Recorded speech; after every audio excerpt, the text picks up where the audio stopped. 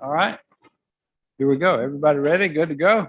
I'd like to call this December 21st, 2021 meeting of the City Council of Charleston to order. Madam Clerk, would you please call the roll? Councilmember Shealy, Councilmember Saccharin, Councilmember Mitchell, Councilmember Brady, Present.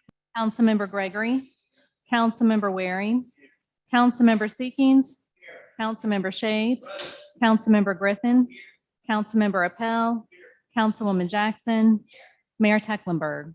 Here. And now if you would like to join us, Councilmember Shealy is going to lead us in an invocation and pledge of allegiance. Councilmember. Let's pray. Heavenly Father, thank you for this Christmas. Lord. Thank you that you're our wonderful counselor, our mighty God, our everlasting Father, and the Prince of Peace. We ask that you'll help us put you at the center of our lives, that you keep us from distractions and help us to be kind, compassionate, forgiving one another. Lord, we thank you for the blessings of this past year. We pray for those who are struggling in our community, those who are less fortunate, suffering from addiction, those that are sick, injured, or depressed. We ask for your healing, Lord, and we ask for their complete recovery. Lord, we thank you for the gifts and the talents of all of our city staff and for all that they've done for the serve the people of Charleston. We ask that you continue to bless them and guide them. We ask that you watch over our firefighters, our police officers, and others who are keeping our city safe. Lord, we ask that you give us wisdom tonight, that you give us a sense of the true needs of the people, that you'll guide us in our decisions, and let our actions be acceptable to you. Lord, please continue to bless our great nation, our state, and the city of Charleston. For it's in your holy and precious name we pray. Amen. I pledge allegiance to the flag of the United States of America and to the republic for which it stands, one nation under God, indivisible, with liberty and justice for all.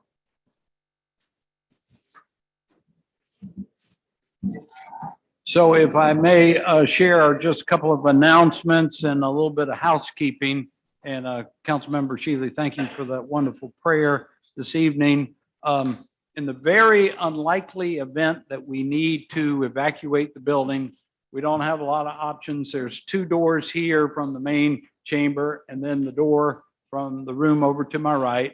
So if that were to occur, unless you need the elevator, we wouldn't advise using the elevator. Go down the two sets of stairs, and then there's just the one set of stairs going out the front door downstairs.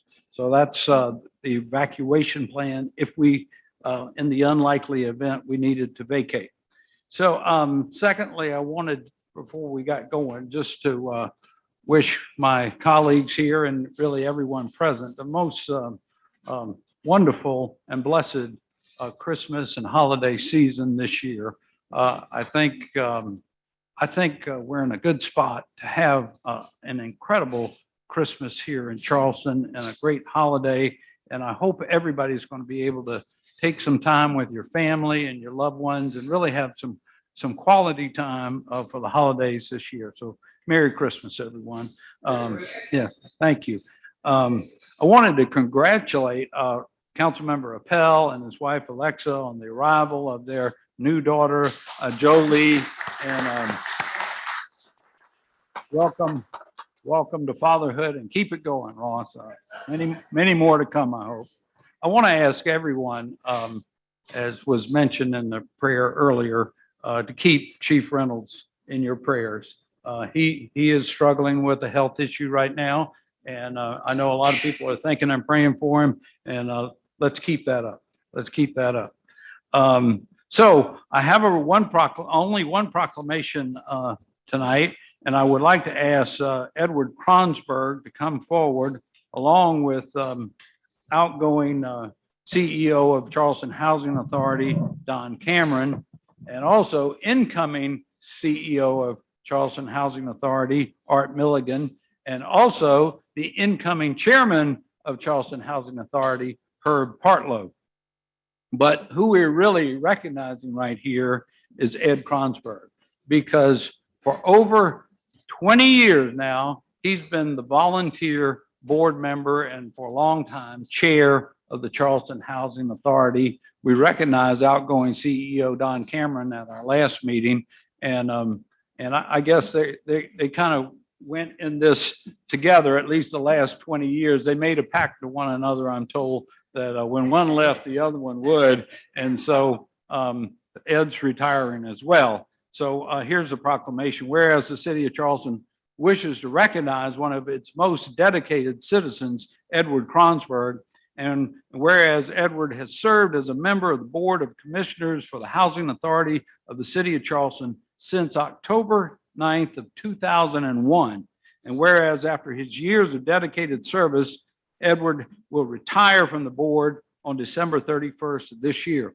For over 2 decades, Edward has been an invaluable counselor to the board, having served in various leadership capacities, including vice chair, member of the finance committee, director of WEH Inc., and chair of the board. And whereas during his time with the Housing Authority, Ed demonstrated a strong commitment to the organization's mission, which was evinced by his willingness to serve, his penchant for meaningful discussion and his remarkable expertise. Whereas Ed's contributions as a thoughtful, inclusive, and enthusiastic leader are unparalleled and will be greatly missed by both his fellow commissioners and Housing Authority staff. The city of Charleston would like to thank Edward Kronsberg for his years of dedication and exemplary service to the community. We wish him all the best in his future endeavors, and therefore I, John J. Tecklenburg, Mayor of the City of Charleston, proclaim today, Tuesday, December 21st, as Edward Kronsberg Day in the City of Charleston. Edward.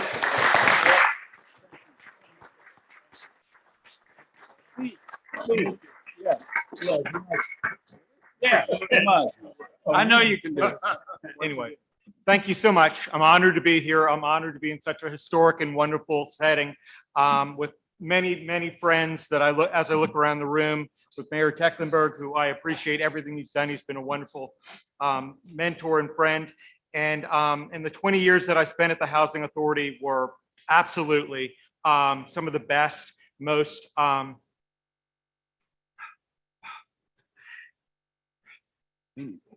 meaningful, but really humbling because the residents, the Housing Authority looks out for the residents. They care about them, the staff. Don Cameron, with 45 years at the head of the Housing Authority, really set the standard for so many things for affordable housing and for how we treat all of our citizens in this city. And it's been an honor, humbling. I've learned so much from him. I look forward to working with, helping Art and working with him for the past year. Did I just say Art? Art and Herb. Thank you so much. A little nervous. And I think Art will do a fabulous job. And so anyway, I'm honored to be here. Thank you so much. Thank you. I really appreciate it.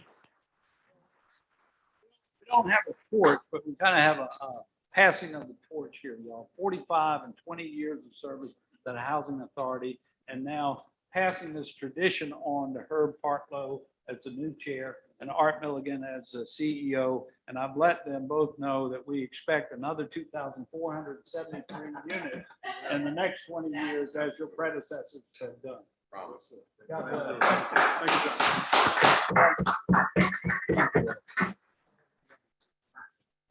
Mr. Mayor? if I Yes, may, sir. if I Councilmember may, Gregory. I think I would be remiss if I don't comment. Don has been there 45 years. That's about the time that I started working at HUD about 45 years ago. And during that period, I've come to know Don and the chairman very well in terms of their producing the kind of quality, affordable housing in the city of Charleston. We have had many ceremonies together, many checks exchanged together over the years.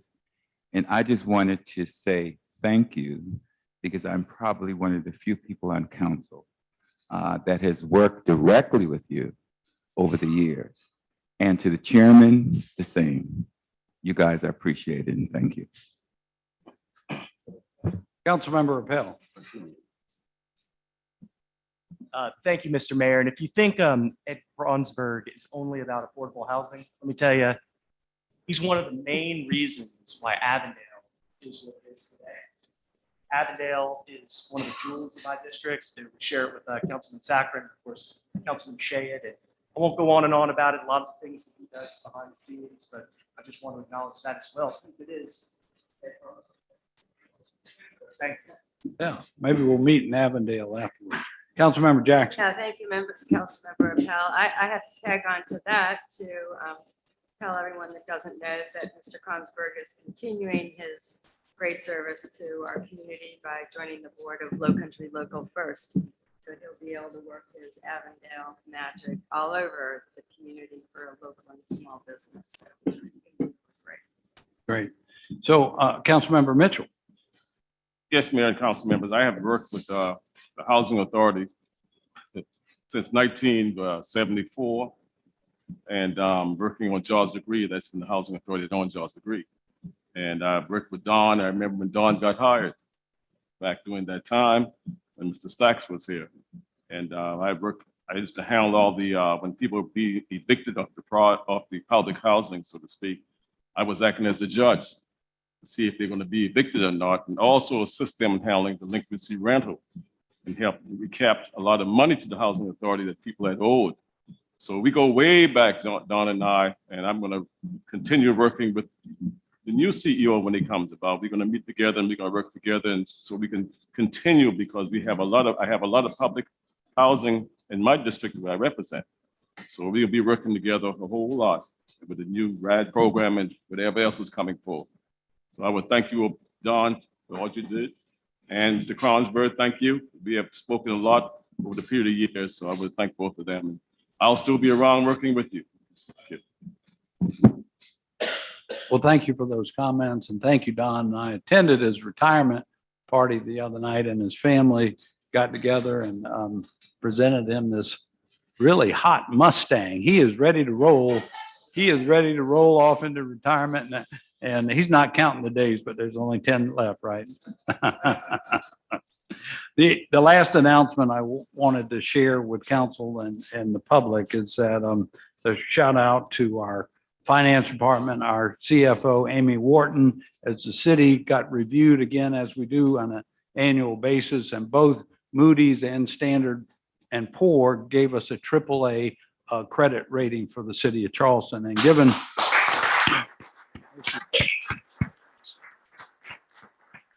the financial challenges of the last couple of years, that's really quite an accomplishment. So thank you, Amy. Thank you, all your staff, too. Mr. Mayor, that's sort of the understatement of the challenges was not what she faced. She faced a crisis, and she has pulled us through the past couple of years, particular through that crisis. And I just we don't thank our staff enough that you keep us on the straight and narrow, Amy. Have a good Christmas. Thank you. All right, so next up is our public hearings. I think we have about 10 of these this evening. And either Christopher Morgan or Mr. Summerfield, I presume, will be making presentations. He'll be doing that on the screen. All right, Mr. Morgan. Here, real quick. Yes, sir. Mr. Mayor, can you all see this on your screen? I just need to note for the record, I have to recuse myself from number one. I just wanted to do that before we got started. Thanks. Great, thank you. Can you all see the seal on your screen there in council chambers? We can. Can we get a little more volume though on your Sure. I audio? will speak up. Yes, sir. Okay. All right. We're going to go through these now. Here we go. All right. E1. It's a rezoning at 518 East Bay Street and 81 Washington Street.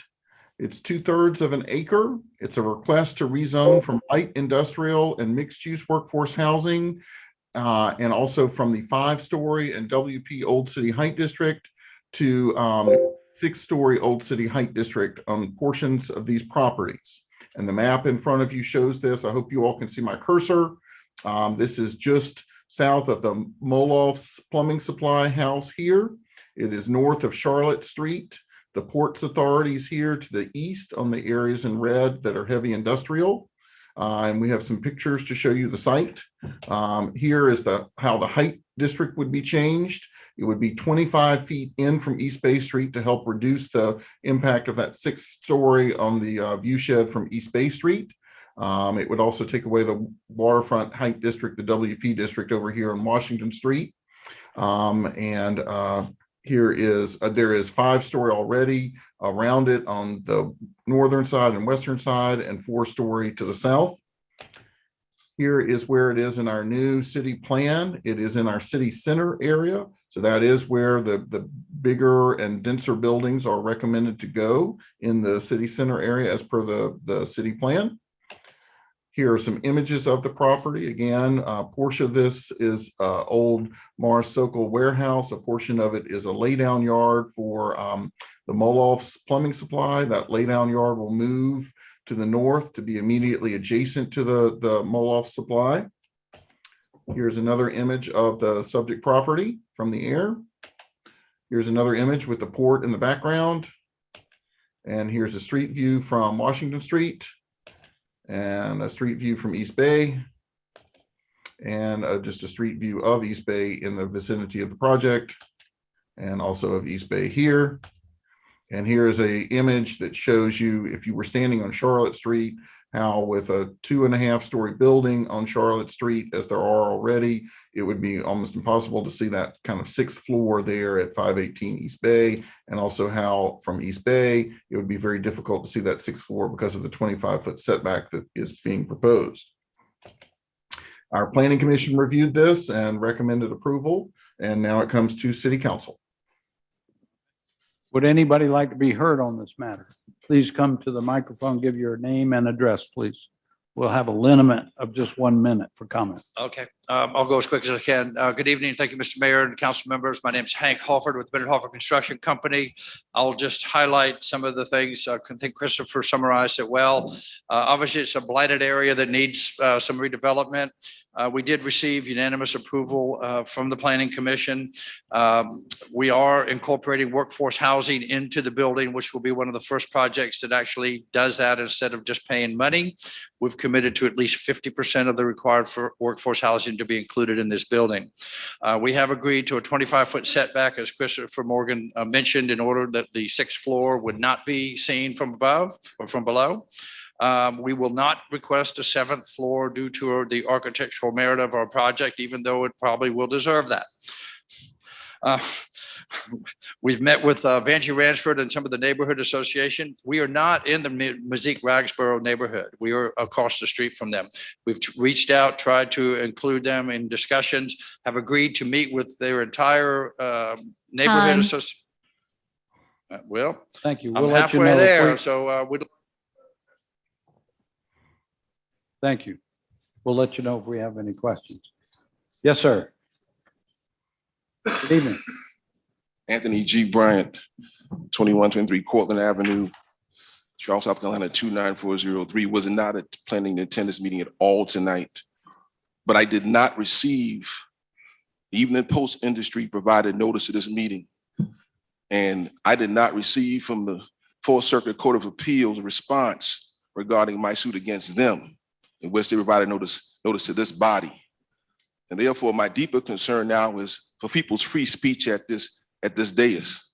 Whether or not public safety with a Homeland Security relationship, which is like 852 sections Homeland Security and about 30,000 sections of Violent Crime Control and Law Enforcement Act of 1994, which I cited. And my deeper concern for the city of Charleston, I don't really care about how you vote or rule, is that income is not a protected class. Okay, so anything you do, an income approach, cost approach, market parable approach, doesn't protect anybody. And it has to be cited. It has. Thank you, sir. Would anyone else like to be heard on this matter? Thank you, Mayor and Council. Ben Chase, representing the family of Mars Sokol LLC. The family's been a good steward of the city of Charleston. This property is a little bit of an eyesore. We're consolidating the properties on a street. We're actually moving the property from one 5-story district to another. So we're not moving properties to a different zoning to ask for the 6th floor. We also have a very good relationship with the parking. We requested the parking to get the 6th floor to have 2 floors of parking, not to build more units. We've cut off units off the front of the building and putting them on top, and that will put less pressure on the adjacent neighborhoods. We're very respectful of that. I talked to Robert Mitchell in between planning meetings. This was vetted by 2 planning meetings. Both were successful votes. And what we did was we brought a workforce component in, and we have on-site sustainable parking. We're very excited on the project. Thanks for your support. Thank you, sir. Would anyone else like to be heard? Yes, sir. Thank you, Mr. Mayor, members of council. My name is James Wilson with the Womble Von Dickinson Law Firm on behalf of the applicant. I just wanted to add a couple of quick points. First is that on the East Bay Street side of the property, as Mr. Morgan explained, we are setting back 25 feet. So the point of that is from the street level, it would not be visible to see a 6th floor. The other points I just want to make is our ordinance does say for requests for height change, look at the context and the width of the street. East Bay Street, we know, is a busy, wide street there. And then 2 last points. One is that this is within the city center under the new comprehensive plan, supposed to be the most dense urban areas. And then lastly, Planning Commission gave it unanimous approval. Thank you very much. And please let us know if you have any questions. Yes, sir. Thank you. Anyone else like to be heard? And Mr. Mayor, we did receive one comment online. The president of the Mezquite-Ragboro Neighborhood Association said he met with the developers and was concerned that drawings were not provided of the development's size, light, or a sight line and traffic, and had concerns about traffic flow density. He said that residents did not want massive buildings looming over the neighborhood and encouraged council to vote against the proposal. And those were all the comments that we received for that item. Thank you. The matter now comes to council. Move for approval. Second. Any discussion? Councilmember Mitchell. Yes, Mr. Mayor, I spoke with the developers prior to this a couple of months ago. And I gave them my point of view on what they were planning on proposing the building. And I said, well, if there's not going to be any workforce housing in it, I was not going to support it. And I told them up front that I would not support it if it's going to be workforce. So they went back because in the initial, they didn't have any workforce housing in it. So they went back and worked with it. And they came back and spoke with me and said, okay, Councilman Mitchell, we're going to do that. I said, it's needed. So this is how it came out. Now with the neighborhood association, this is not in the neighborhood association district at all. It's on the opposite side of the street. But I asked them to go to the neighborhood association just to inform them what the plans was. And they did it, but they still had some reservation. And the only other things I asked them to do is look at exactly how the traffic was going to be done. Where's the traffic's going to come out? If it's going to come on Washington Street or it's going to come on East Bay Street. Because I said, we don't need to have to come back in East Bay Street because the traffic there is too congested as it is. So they're going to turn it to Washington Street. So that will make it not difficult for the people to come down East Bay Street, because East Bay Street is, it's terrible as it is. So all this was done, and I met with them and put all these in place, and they have, adhered to what I asked them to do. So I know the neighborhood association said this, that he, the new president of the neighborhood association, he's not gonna, go for it, but that's the planning commission that have already approved it, and it has to also go through the BAR, I believe. And so it's still not over with until it goes to the BAR, and then if it's go to the BAR, nothing we can do anyway if they approve it or disapprove it. So they have done what I asked them to do, and and so I'm kind of satisfied with it. Thank you. Thank you. Any other comments or questions? And I'll just add that it's good to have some workforce housing there. Initially, I would have thought that maybe it was our new fee structure that incented them to put some actual units in the facility, but now I understand they had a meeting with Councilmember Mitchell, and that's how that happened. But regardless, we're glad that you're going to include some of the units right on the property. That was the goal of council when we changed that fee structure around just earlier this year. Any other comments or questions? All in favor, please say aye. Aye. Any opposed? The ayes have it. Number 2. All right. This is on River Road on Johns Island. It's the gardens at Riverview. It's amendment to this PUD to add an additional area into the PUD. It's going from rural residential and conservation to be part of the PUD, the gardens at Riverview. And what you see on the image here is River Road on Johns Island. The portions of the adjoining developments that this will connect between are here on either side. The northwest side is a PUD that this will become part of. The southeastern side is just standard RR1. RR1, excuse me.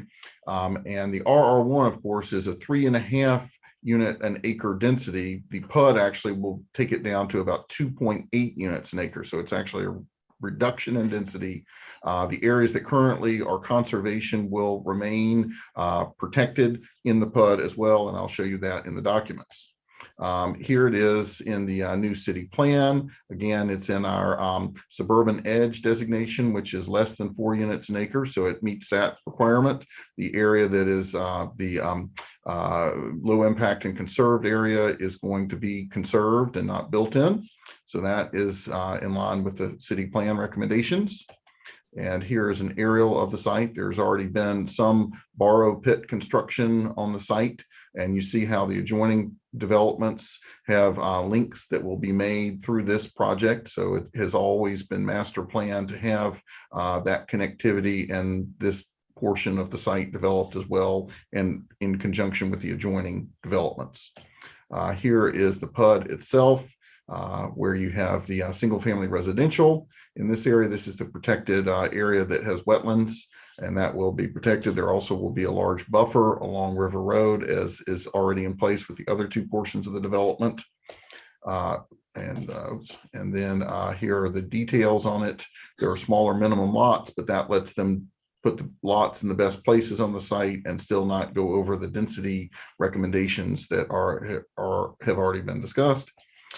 Here it is with the ponds and some of the streets that will be connecting the 2 segments of the development, and also out to River Road. And just more information on the open space. It's meeting all our open space requirements of a planned unit development, and the street sections. And this is more information on the street sections. And our planning commission has reviewed it and recommended it 8-0 as well. All right. Would anyone like to be heard on this matter? Yes, sir. Please come forward. Same address. I really don't care how you vote on it. My concern is under the Public Safety Act, under the Public Safety commissioners, but due to Ahmaud Arbery, and the fact that police power is local. And therefore, my deep concern for this is title Federal Law Enforcement section, Federal Judiciary, Federal Law Enforcement, title State and Local Law Enforcement, subtitle Police Pattern of Practice, section Cause of Action, and Excessive Use of Force. So again, we need to get third-party data on anybody going through any all-white subdivision, jogging or walking. Thank you, sir. Have a motion to approve and a second. Anyone else would like to be heard? Yeah, did you have another comment online? Mary Whalen was signed up to speak. All right, thank you, Barry. We did receive one comment from the Johns Island Council that expressed opposition to the rezoning. And they said that it would allow for possible unwanted increased density and remove desperately needed conservation zoning. And it was signed by 11 members. And those are all the comments that we received. Right. We have a motion to approve. Did we get a second? Got a second? Any discussion? Yes, ma'am. Councilmember Jackson. Thank you, Mayor. Thank you, Christopher. I know that Councilmember Brady is with us virtually, so I certainly don't want to get in front of his favorable comments. It just occurred to me as we were looking at the diagram, the maps that Mr. Morgan was showing us just now, that it's becoming clear. During the real estate committee meeting yesterday, when we were being asked to take over a connector road that the county was hosting and we were going to be maintaining it. And I was a little clueless about why the city would join in to take the responsibility for maintaining county property. But looking at this, it is becoming clear that the more that we can connect all of these long, thin properties that have been up and down Bayback Highway, especially on Johns Island for generations, that we really are creating much more of a community. We've already got the density there, so if we can get the density off of Maybank to the extent that people can go about their business or enjoy amenities or get to their favorite watering hole or cleaners without getting out on the Maybank, I think that's a really a worthy cause ongoing. So to see the connections, not from this drawing, but the one right after it, I think, where they show the build out with the pond and all of that, it makes a lot of sense. So I hope that the city will keep going on that basis of creating that kind of neighborhood connectivity that we're looking at right here. And so I will happily give our money to the county to maintain that road. Thank you. Great. Thank you. Any other comments or questions from council? Hearing none, all in favor, please say aye. Any opposed? The ayes have it. Next up, number 3, Mr. Morgan. Yes, sir. This is also on Johns Island. It's at the intersection of River Road and Maybank Highway. It's the village at Fenwick PUD. It's an amendment. This is property that the city of Charleston has bought for affordable housing. And this is a relatively minor amendment to this planned unit development in the whole scheme of things. And I'll kind of explain why. But the property is here just above the northern Pitchfork Road right-of-way, which will hopefully be getting under construction next year. It's immediately adjacent also to River Road. It's just north of Maybank Highway. The Food Lion is here. So it's a great location for a little bit denser housing in a location like this on Johns Island, and also for affordable housing. This is where it shows in our city, in our new city plan. It is one of the city centers on Johns Island, so that's very much in keeping with the character that the PUD would allow for. Here it is in a little bit of a zoom in, and it is adjacent to Fenwick Hall, LA, but the PUD maintains lots of protections to the Fenwick Hall, LA, as well as to the Fenwick Hall development, or the Fenwick Hall house and its grounds. Here is an aerial photo of the site. And here is a concept that has been looked at by our design division about how units could be arranged on the site. It is immediately adjacent to a site that is going to have some small lot single family housing, and also the beach company is building multifamily buildings here. You don't see the height of these, but these are 3-story buildings that will be built along the northern Pitchfork Road. Having a little bit of height on that roadway makes sense. It's not directly on Maybank Highway. It's on the secondary northern Pitchfork Road. And we would also reduce the heights in this PUD amendment to make sure that they are not any greater than 3 stories adjacent to the Fenwick Hall site proper. The 4-story height would be over here closer to the northern Pitchfork. This amendment would allow for about 150 single family or multifamily residential units on the site. That gives us more diversity of housing types as we're building this affordable housing in this location. At present, given the proposal for the adjoining property, there could already be about 137 units on it. They just couldn't have been multifamily. So the multifamily allows us to build more efficient housing that could be used for the affordable aspect. So that aspect of going to 150 units and the 4-story height allowance, with the exception of within 50 feet of the Fenwick Hall site, where it would go to no more than 3 stories. Those are really the amendments that are coming forward into this PUD and being brought to you at council. Planning Commission did recommend approval of this amendment. Thank you.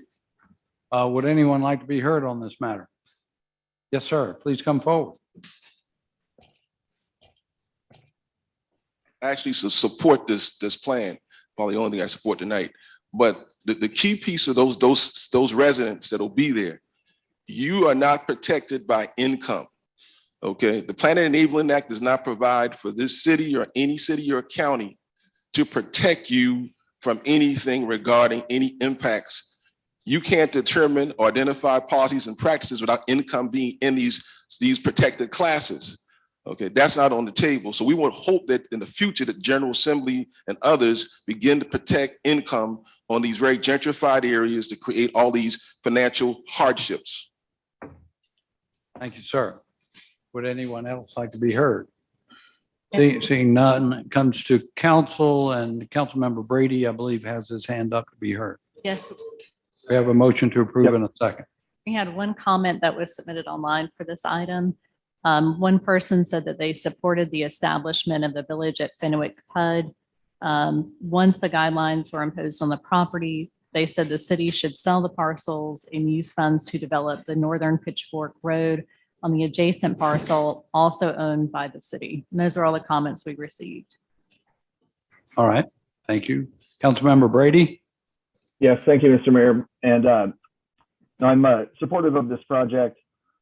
With the Northern Pitchfork being fully funded by the county and where this is situated, I want to also be clear that while it is up to 150 units, where this is situated on Johns Island, being close to the ability to get to James Island and other work centers makes sense. Rather than putting it even further away on Johns Island, this particular property makes sense to have the affordable housing there. And also being able to have the mix, I think, is really important. And that shouldn't go without saying that there's an ownership component as well as a rental component as well. And so this is a good kind of gateway for folks on the affordable and attainable housing side to be able to get into a property and then be able to work to build equity and then use it as kind of a stepping stone. I think exactly where it is the right place to be. Great. Thank you, sir. Any further questions or comments from council? Councilmember Jackson?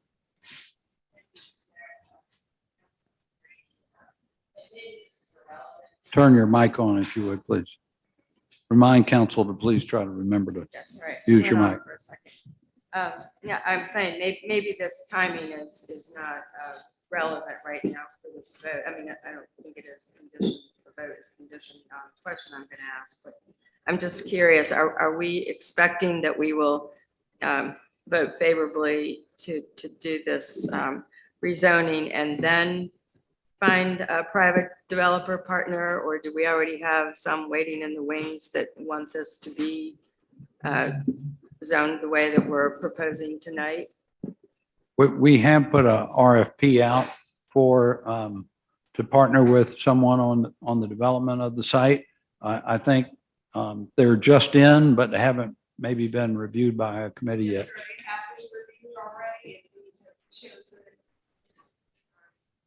Sorry, please come to the microphone so we can hear it for the record.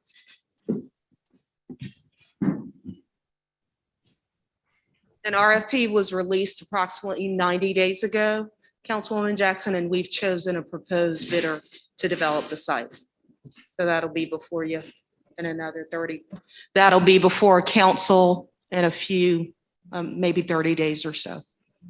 But whether we had that developer lined up to be part of this build out, we would want this zoning to happen no matter what. Is that? would Absolutely. that be your opinion? Absolutely. Okay, thank you. That's correct. All right, any other questions, comments? All in favor, please say aye. Any Aye. opposed? The ayes have it. Next, number 4, Mr. Morgan. Yes, and this is an amendment to our accessory dwelling unit ordinance. When it was originally written, the accessory dwelling unit ordinance required permanent affordability of those units.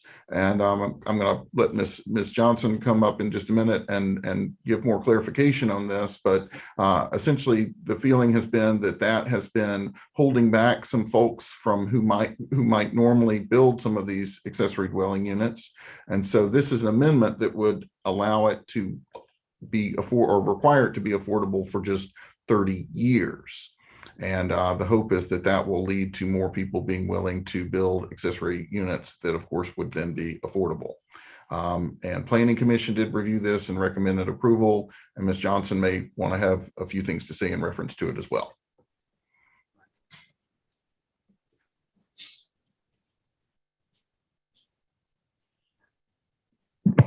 Thank you, Christopher. I would simply add for council's information, after we decided we were moving forward with an accessory dwelling unit ordinance, we had an article printed in the Post and Courier where we got quite a bit of interest in this ordinance. We have maintained a list of 25 plus, maybe more than that, individuals that are interested. One of the things that seemed to throw cold water on their interest was the fact that if they chose to build an ADU on their property, that they would have to adhere to those regulations or they would have to be governed by the ordinance for perpetuity. So when I explained that to the citizens that were interested, they were not quite as interested anymore. And so we proposed, as a result of that, having a time frame attached to it. Naturally, being in affordable housing, we prefer perpetuity because then we know that it is available for the long term. But since that discussion and since that article went forward, and with the understanding or the inference that perpetuity was there, we've not had anyone desiring to participate. So that is why that recommendation was discussed at CD committee and then proposed to the Planning Commission. Thank you. Thank you. So if anyone would like to be heard, please come forward. Yes, sir. I hold Gianna Shaw Johnson in the highest regard. He's one of the best in the country. What I would say to support Gianna's position is we need to get some corporate partners, Wells Fargo, Comcast, Evening Post Industries, Alphabet Inc., Boeing, Volvo, all have gotten tax incentives to help their profits while poor people get no incentives at all. And therefore, this plan is important. Hope that the Chamber of Commerce, the Rotary Club, and all these people who come in here as indirect and direct lobbyists to get money out of this budget and grants and programs support this effort. Thank you, sir. Anyone else? And Mr. Mayor, we did receive one comment online. One person said that housing affordability was a major issue in the city and was concerned that the rental income threshold requirement that will have a similar outcome as rent control. They said that it would reduce the quality of their construction and maintenance and create economic environment for rapid gentrification once the rental threshold requirement expired. And those were all the comments we received. Yes, ma'am. Thank you. We have a motion to approve. We have a second. Any discussion? Councilmember Appel.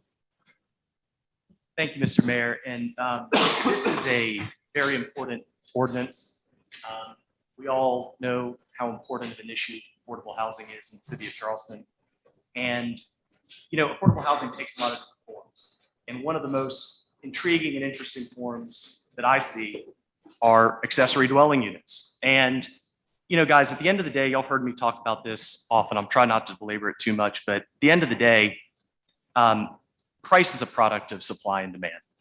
And we have a major supply side problem in this city.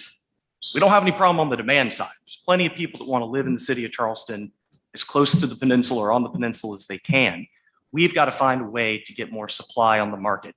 And, Gianna mentioned a very important point a minute ago. One of the biggest impediments to ADUs over the years has not been affordable housing, deed restrictions, and things of that nature. It's been zoning. It's been things like setback requirements. It's been things, boring stuff that I used to see at the BZA all the time. Lot coverage requirements, all kinds of things, tree protection ordinance, all these different things that make it hard to drop 800 square feet or so in a backyard. So we solved a whole lot of those problems last year through the first iteration of this ordinance by eliminating a lot of that regulatory friction in the process. But unfortunately, as we deregulated, we then sort of regulated with this affordable housing requirement that was originally in for perpetuity and now comes before us this evening with a 30-year deed restriction requirement. And, I've had the opportunity to speak with my colleague, Councilman Gregory, about this. And first, let me start off by saying, and this is something that is wonderful and shouldn't go without mentioning. We all share the same objective around this table. We all want to see more affordable housing in the city of Charleston. It's just simply a matter of how do we best get there? And I just respectfully submit that we will get more units built in the city of Charleston if we take this affordability requirement off the table entirely. Because here's why. I live in Burns Downs, right? If I wanted to drop an affordable housing, an ADU in my backyard, I would have to restrict the amount of rent I could charge on that unit for 30 years. I'm 37. I'd be almost 70 years old by the time that thing burns off. That's a long time. And here's the thing. I just think that a 30-year affordable housing restrictive covenant requirement will cause us to not have any ADUs built in the city of Charleston, and ultimately it'll be counterproductive and we won't get to where we want to be. Now, if we want to set aside some money out of our fee and lieu fund from all these mixed use workforce housing projects that are going up on the peninsula, and we have a little program that says we got $100 grand every year, first come, first serve, we'll help you build it.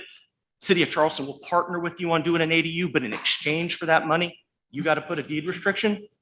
I get that entirely. But guys, we have got to let the free market work when it comes to housing. Right now, we have a very broken, dysfunctional housing market, and it's causing major supply side constraints. We've got to get more housing built so that naturally drives prices down.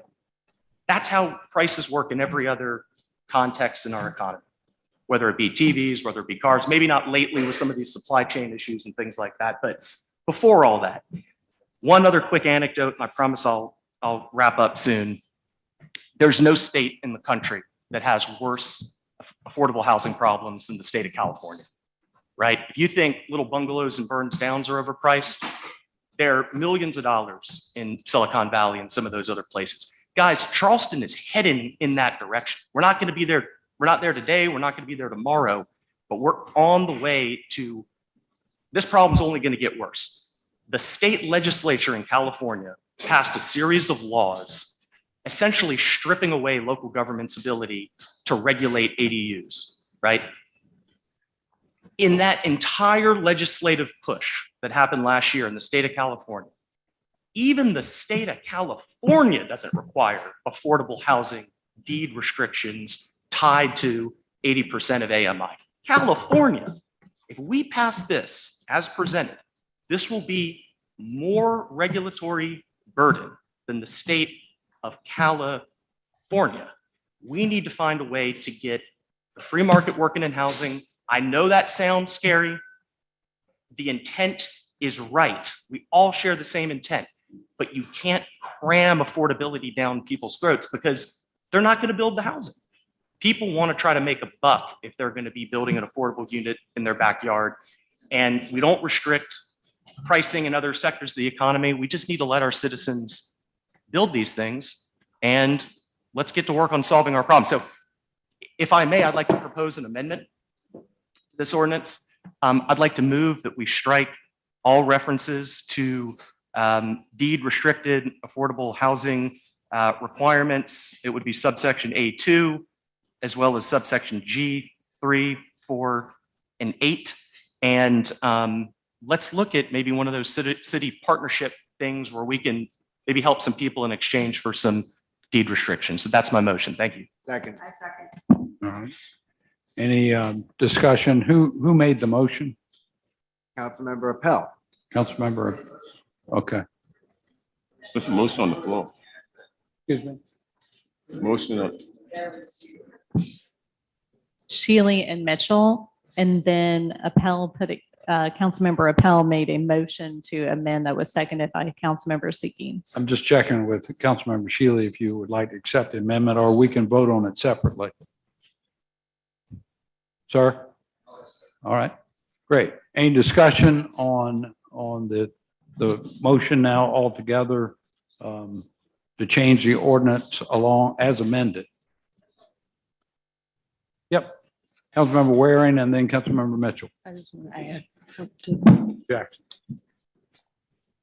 Councilmember Pell, to me, that seems like we're giving up on the code. You talked about it. Believe me, I'm a free market guy. Show me one example on this peninsula that without incentives, the free market has created affordable housing on this peninsula. Just one example. Councilmember Appel, I recognize you. I would just say we haven't had a free market in housing on this peninsula in at least a century.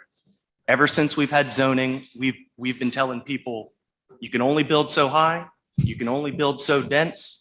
In the vast majority of the peninsula, oh, by the way, it's got to look real pretty.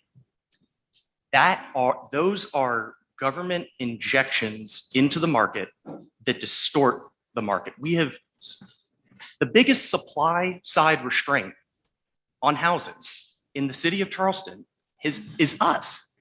It's through our regulations. It's a lot of the stuff that we talk about, how hard it is for people to get through the planning process. It's, the 2/3 vote, issue on planning commission over the years. So I would just respond to that by saying we really don't have a free market in housing. The time that we did have a free market in housing on the peninsula was before zoning. And I think we had a much more diverse, much more dynamic population on the peninsula. Thank you, Mr. Mayor. The Councilmember Pell, myself, and others around the table have too much information to make an amendment like that, in my opinion, on the fly and get the full details out of it. The real answer to that question was there have been no affordable housing created on this peninsula by the private market without incentives. That's the real answer. I mean, it was very nice words that you said, but you knew the answer to that. The answer is there have been none created. So without incentives, I agree with you, the part about some sort of incentive to help them build it. And I think that's something that we can actually do as a city and the council. They used to have a program on the peninsula, Ms. Shaw Johnson can speak to this, that if you built affordable housing, it was 1 bedroom, 2 bedrooms, 3 bedrooms, you actually got grant money or forgivable loan grant/grant money to build those units. And that money would go directly towards creating those affordable units. Now, we need to get back to something like that to help that homeowner build the 1 bedroom or the 2 bedroom units. I doubt there'd be a 3 bedroom unit in that backyard as a grant incentive for affordability. Now, that is absent in this. I agree with you on that. But I have never seen on this peninsula, and all the things that you talk about, the height, the beauty and all of that, you're right about that. But it has really incentivized unaffordable housing. And when I mean unaffordable housing, the same people we're talking about, 80%. As a matter of fact, virtually every employee in the city of Charleston, right now we have what, 1,600 employees, 1,700 employees.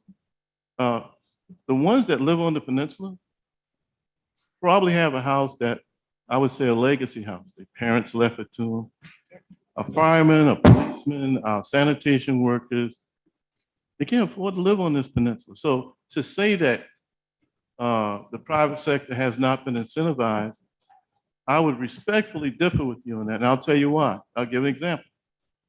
on Morrison Drive, the high-rise apartments and the boom cranes that you see over there right now, they get incentivized if they come up with, it's written into the ordinance, if they come up with alternative transportation, a bicycle rack. They get an extra floor, a floor and a half, or maybe half a floor units, not for market rate, not for affordable housing.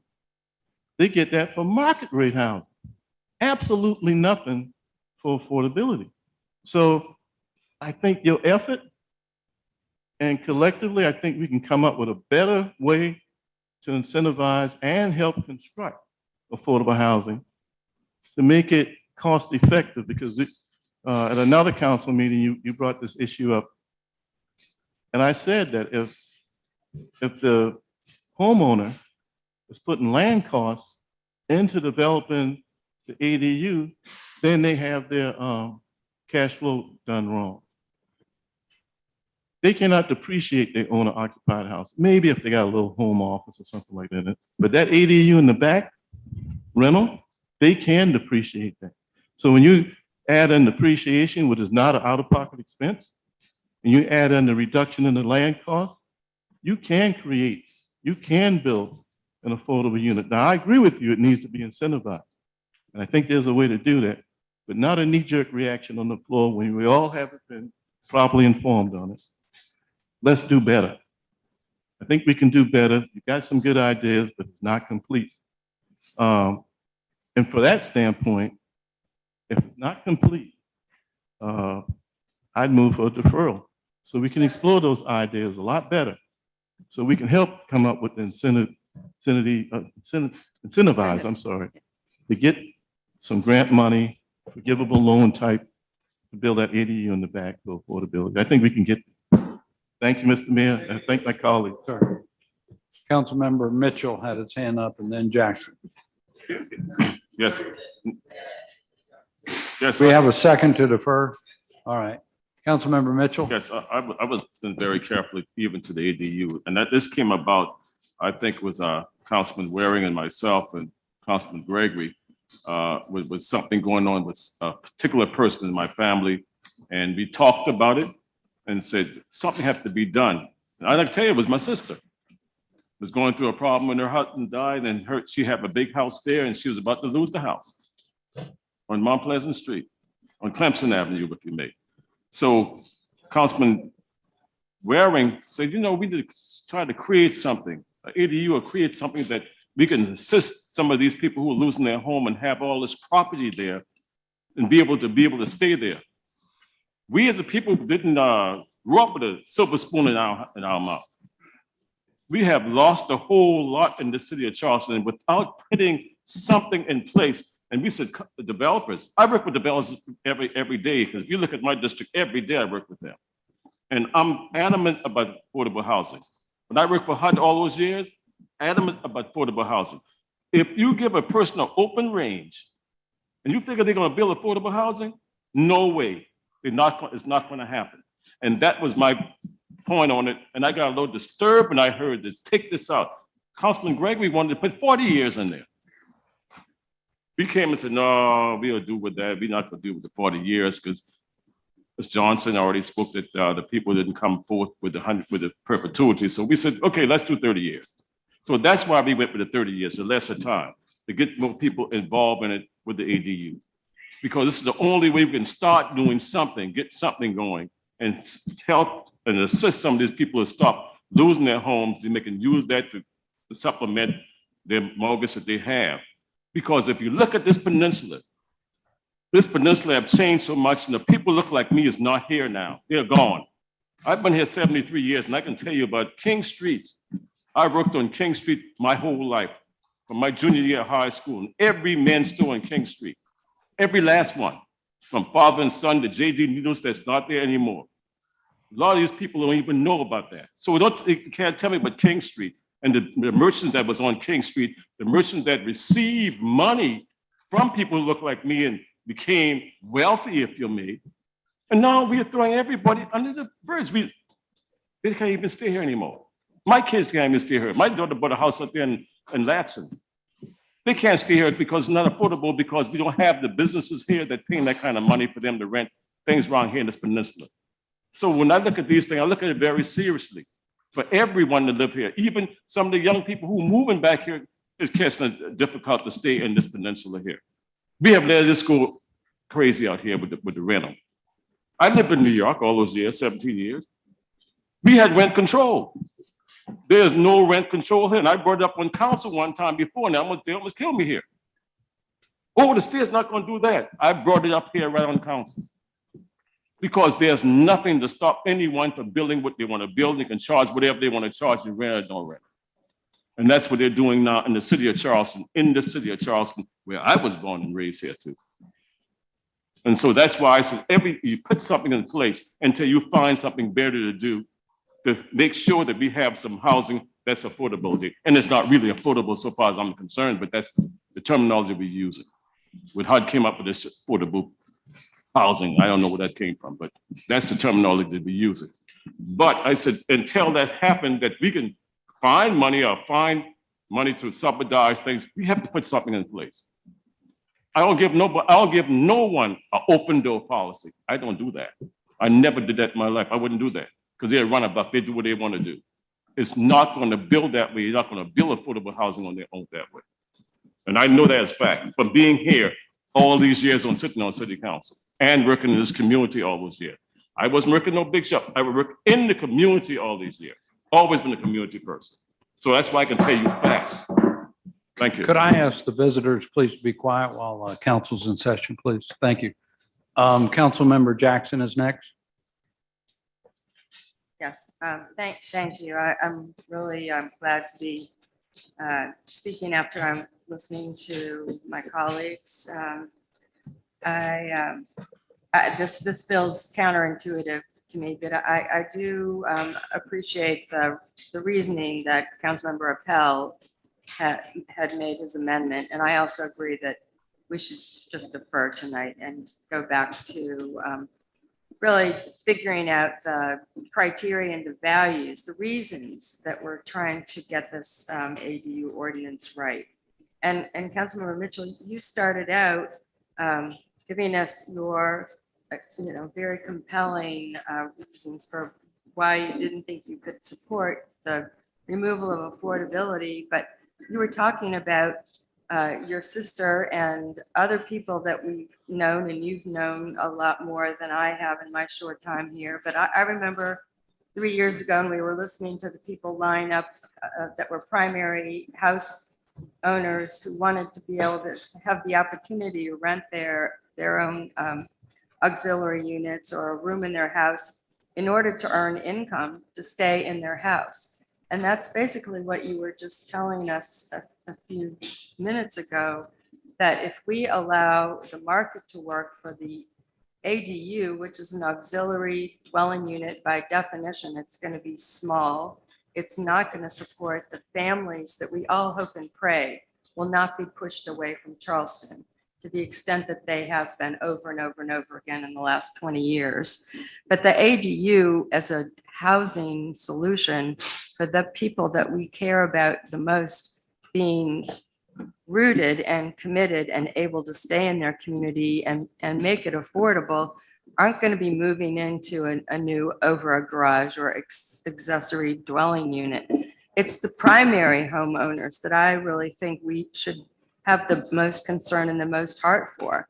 And they're the people that would have the opportunity, especially if we can figure out how to significantly subsidize, for people that want to build and allow them to have a revenue stream that they wouldn't have any other way, and make their primary home affordable and available to pass on as the asset that we all want generations to give to the next generations. So that's the compelling reason for me that we should let the market work on the ADU unit, which is small and basically will be seeing the turnover. I mean, I went door knocking for a candidate in District 1 the other day in Anson Borough, and I had a list that was generated, a year ago, 2 years ago, and half the people in the ADUs of the houses, were not accurate. So that's the kind of turnover you're going to see in small apartments. And this is a college town. This is a startup career for younger people town. People are just going to come and go from those kinds of, smaller, very accessible downtown, great locations for, younger people who want to be in the city. The people that want to live and afford a primary home are the ones that should have the opportunity to use that kind of unit as an additional revenue stream. And that's really my point. I can't say I've been in housing for 45 years, but I had a career that took me from the late 90s into the I retired in 2015. So whatever many years that was, 20 years in hardcore community-oriented affordable housing. And we banged our head against brick walls all around the Northern Virginia area. And I know this is the last meeting I have to talk about where I came from, but it is very much a model of what is happening here. The growing waves of wealth and income earnings and people that are trying to stay put in neighborhoods that they grew up in or want to pass down to their children or want to have a more transit-oriented lifestyle. And those properties are just exponentially flying off the charts in value and cost and taxes. So we want to help people in that category of life and commitment to a community be able to stay here. And that's why ultimately I would support Councilmember Appel's amendment. I'm sorry I won't be here to vote on that in the future. I do think you've got some good ideas about subsidizing.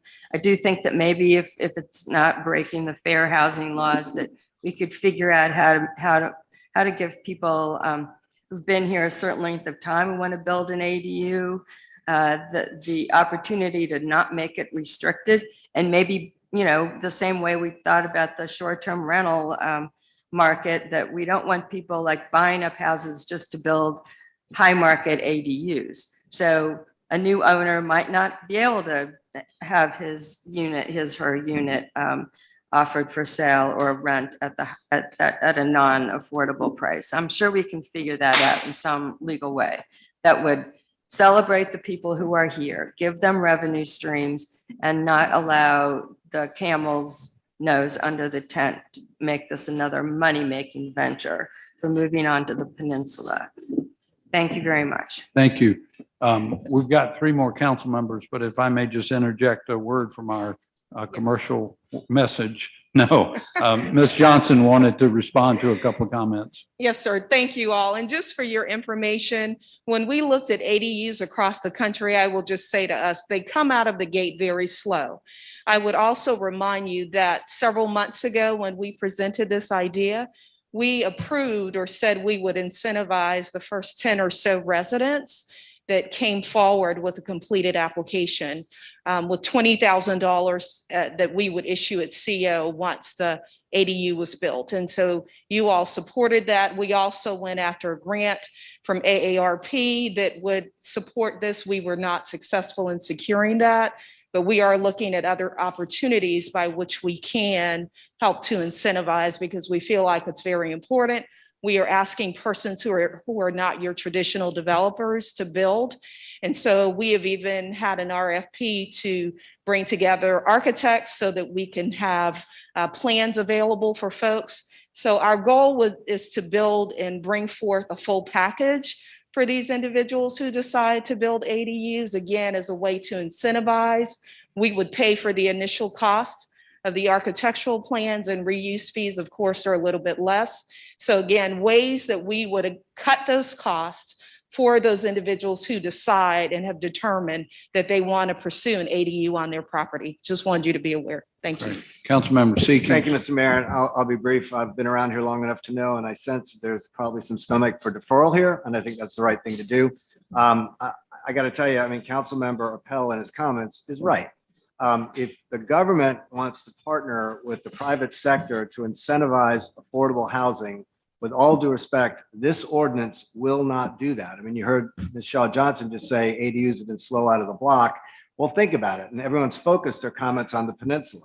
You go to someone and say, okay, great, we've just changed our zoning code. You can now build an ADU. It's got to be affordable as we define it, attainable, affordable for 30 years. But when you go to build it, the contractor, the suppliers, the materials and everything else you go to build are at 120 or 50% of what they would be today. So building it is ridiculously expensive. You can't do it. You're going to have to then go out there and pay taxes at a higher rate if you want to go and depreciate it. So the incentive just isn't there. I mean, the idea of partnering with the private sector to allow for additional square footage on and off the peninsula with smaller and therefore naturally per square foot more affordable housing is a good idea. But it's only here half-baked. It needs a lot more. There needs to be true incentive. We heard something about the first, however many people applied, 20 people get $20,000.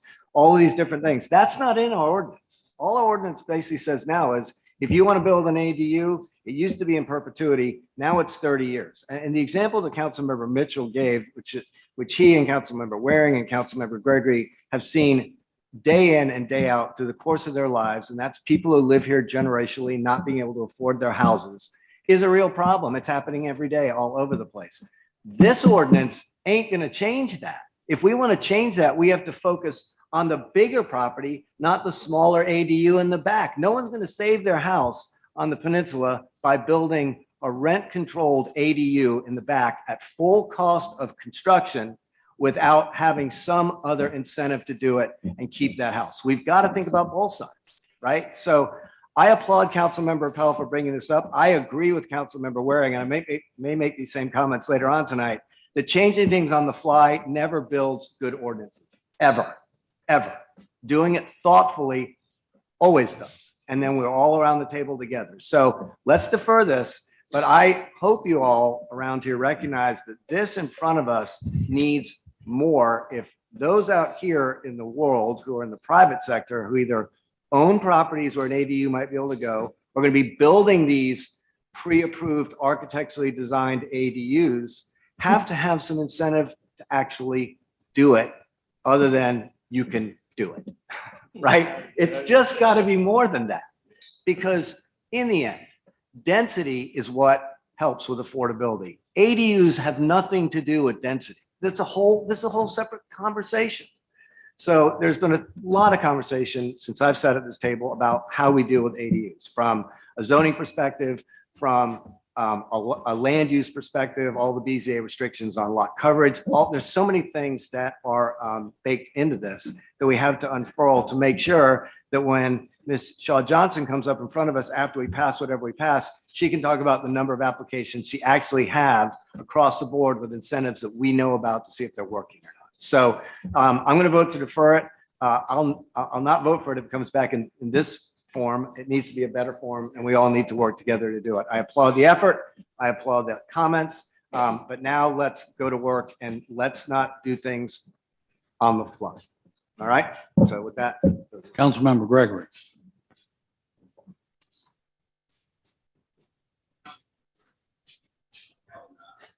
Had a lengthy discussion on this issue. And I think we both agree that it would be great if the free market could produce what we want.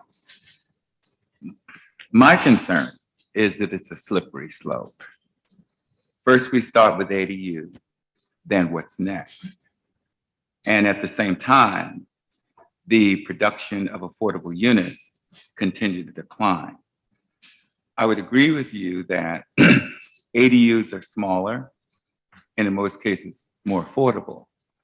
But if you look around, you'll see that all these developers are building smaller units. All these apartment buildings that are going up, these units are much smaller because the population coming in, okay, are used to those size units.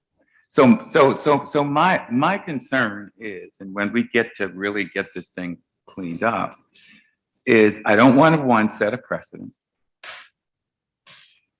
Two, make sure that what we do will in fact produce affordability. Because if we follow your theory all the way, then let's get rid of the United States Department of Housing and Urban Development. Let's get rid of, let's get rid of the Charleston Housing Authority. I'm just saying this is a very slippery slope, And I think that we need to be careful when we recraft it. Land trust, get rid of it. I'm just saying it's a very slippery slope. And I think that we need to be very, very careful in setting these kinds of precedents with respect to the city assisting in developing affordable units. So I will support the deferral, but I'm still very concerned that this is a slippery slope, folks. And I think that we need to really be more thoughtful and not just do it. So deferral, yes. And it may come back with still some restrictions. We don't know that yet. And we can't assume that it wouldn't. And it may be justifiable after we have all of our discussions, Councilman Seeking. So let's have the discussion, but let's just make sure that we clearly understand where we're headed with this. Because most affordability in this country is subsidized. The majority subsidized in some form or fashion. Thank you, Mr. Mayor. Councilmember Shade. Thank you, Mr. Mayor, members of the council. Not too long ago, the word affordable housing was a four-letter dirty word. I mean, it was, and the fights on placing affordable housing in someone's backyard, they fought tooth and nail. And it wasn't that long ago that even over on Daniel Island, when they were going through this process of developing it, they were fighting having affordable housing. And it's not really affordable housing we're talking about attainable housing. The Councilmember Waring's point, when we were having our employee appreciation breakfasts, I would sit with our employees and I'd do a very quick straw poll and ask the men and women sitting around the table, how many of you live in the county of Charleston? How many live in the city of Charleston? And in most instances, it was maybe in one or two, and it was, as you said, Councilman Waring, a legacy. It was his grandmama's house. This is probably the number one problem facing our city because of housing that includes diverse population makes up the core of a community. And if we look just like one sector of our culture, of our community, we become a one-dimensional community and we lose the richness of our community in doing that. So affordable housing needs every possible tool that we can think of to make it so that people who need housing can attain housing. And that includes every sector of our population, to do that.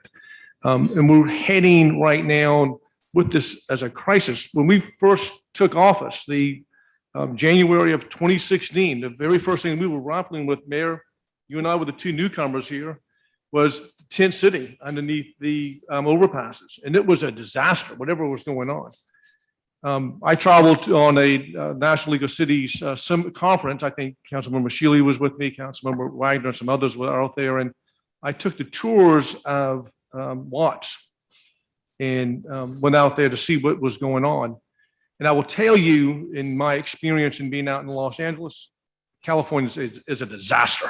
Whatever they're doing out there, we don't need to model ourselves after because it is an absolute disaster. They are street people under every nook and cranny, every intersection, every underpass, overpass, ditch, anything that you can find, there's a homeless community located out there. It's everywhere. It is a plague in Los Angeles. It's awful. So the discussion here is wonderful, what we're having. As we are addressing attainable housing, we need to look at it from a top to bottom issue, because it's not just a place to live. It's transportation needs, being able to get from point A to point B. We're having this discussion over in my district on a better North Bridge, and there's a lot of opposition to trying to improve so people can have access over the Ashley River at North Bridge. But you've got to have adequate transportation to get to a job, to get to a doctor, to get to a grocery store. And so when you talk about attainable housing, you've got to include those components. so that you are able to get from point A to point B. Not only that the house that you're living in, but have access to a grocery store, have access to public transportation, have access to a doctor, have access, it'd be nice to have access to a park as well. So we just can't create these islands of houses popping up around our community and not take into consideration all those other components. That all needs to be wrapped into this. And I know that this ordinance is sort of an appendage to what we're addressing here. But now that we're having this discussion, I thought it'd be a good time to make sure that we put all this on the table. Let's defer this. This is a good discussion to have with all of us. Let's defer it, come back, let's tweak what we need to tweak. The good points that are being made are all very valuable points and something we need to chew on. But I think we need to look at this from a top-down problem, not just an isolated issue. Thank you. All right, Councilmember Seekins, you ready to call the question? Just very briefly, I have one Yes, more sir. comment. Councilmember I Seekins. forgot, and I'm assuming that when this gets deferred, it'll go back to Councilmember Mitchell's Community Development Committee. And one of the things I forgot is whatever we come up with on this or any other like ordinance, if it's transactionally based between government and the private sector, the transaction has to be at the front end of the deal, not at the back end of the deal. Because like this ordinance, for instance, there's all sorts of restrictions in there that are effectively, from our perspective as a government, unenforceable. We don't have the man and woman power to go out there and look at all of these, no subleases, only 2 people, all these things. So whatever the incentive is and the transaction that we have might be, it's simple and a front end transaction. If you do this, you get paid on the front end. There's some incentives on the tax side, but to make it a 30-year policing opportunity for the city will not ever work, period. It won't work. Well, So thank you. I would respectfully request, Mr. Chairman, that as it comes to your committee, you keep that in mind as you're crafting an ordinance to make sure there's affordability. So look, ADUs are such a small portion of all this, but that doesn't matter. We should still address it. And we should give people that incentive on the front end. But please don't bake it on the back end because we'll never be able to enforce it and it will be a lost opportunity. So All right, let's- I apologize for talking twice, but I thought that was important. Thank you. I do want to remind council and anybody listening, if you're interested, there are no restrictions on an ADU built for family use.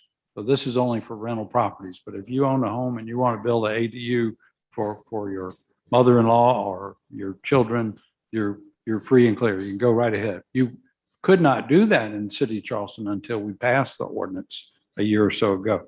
So all in favor of defer, please say aye. Aye. Opposed, the ayes have it. Next, we will go to number 5, Mr. Morgan. Yes, sir.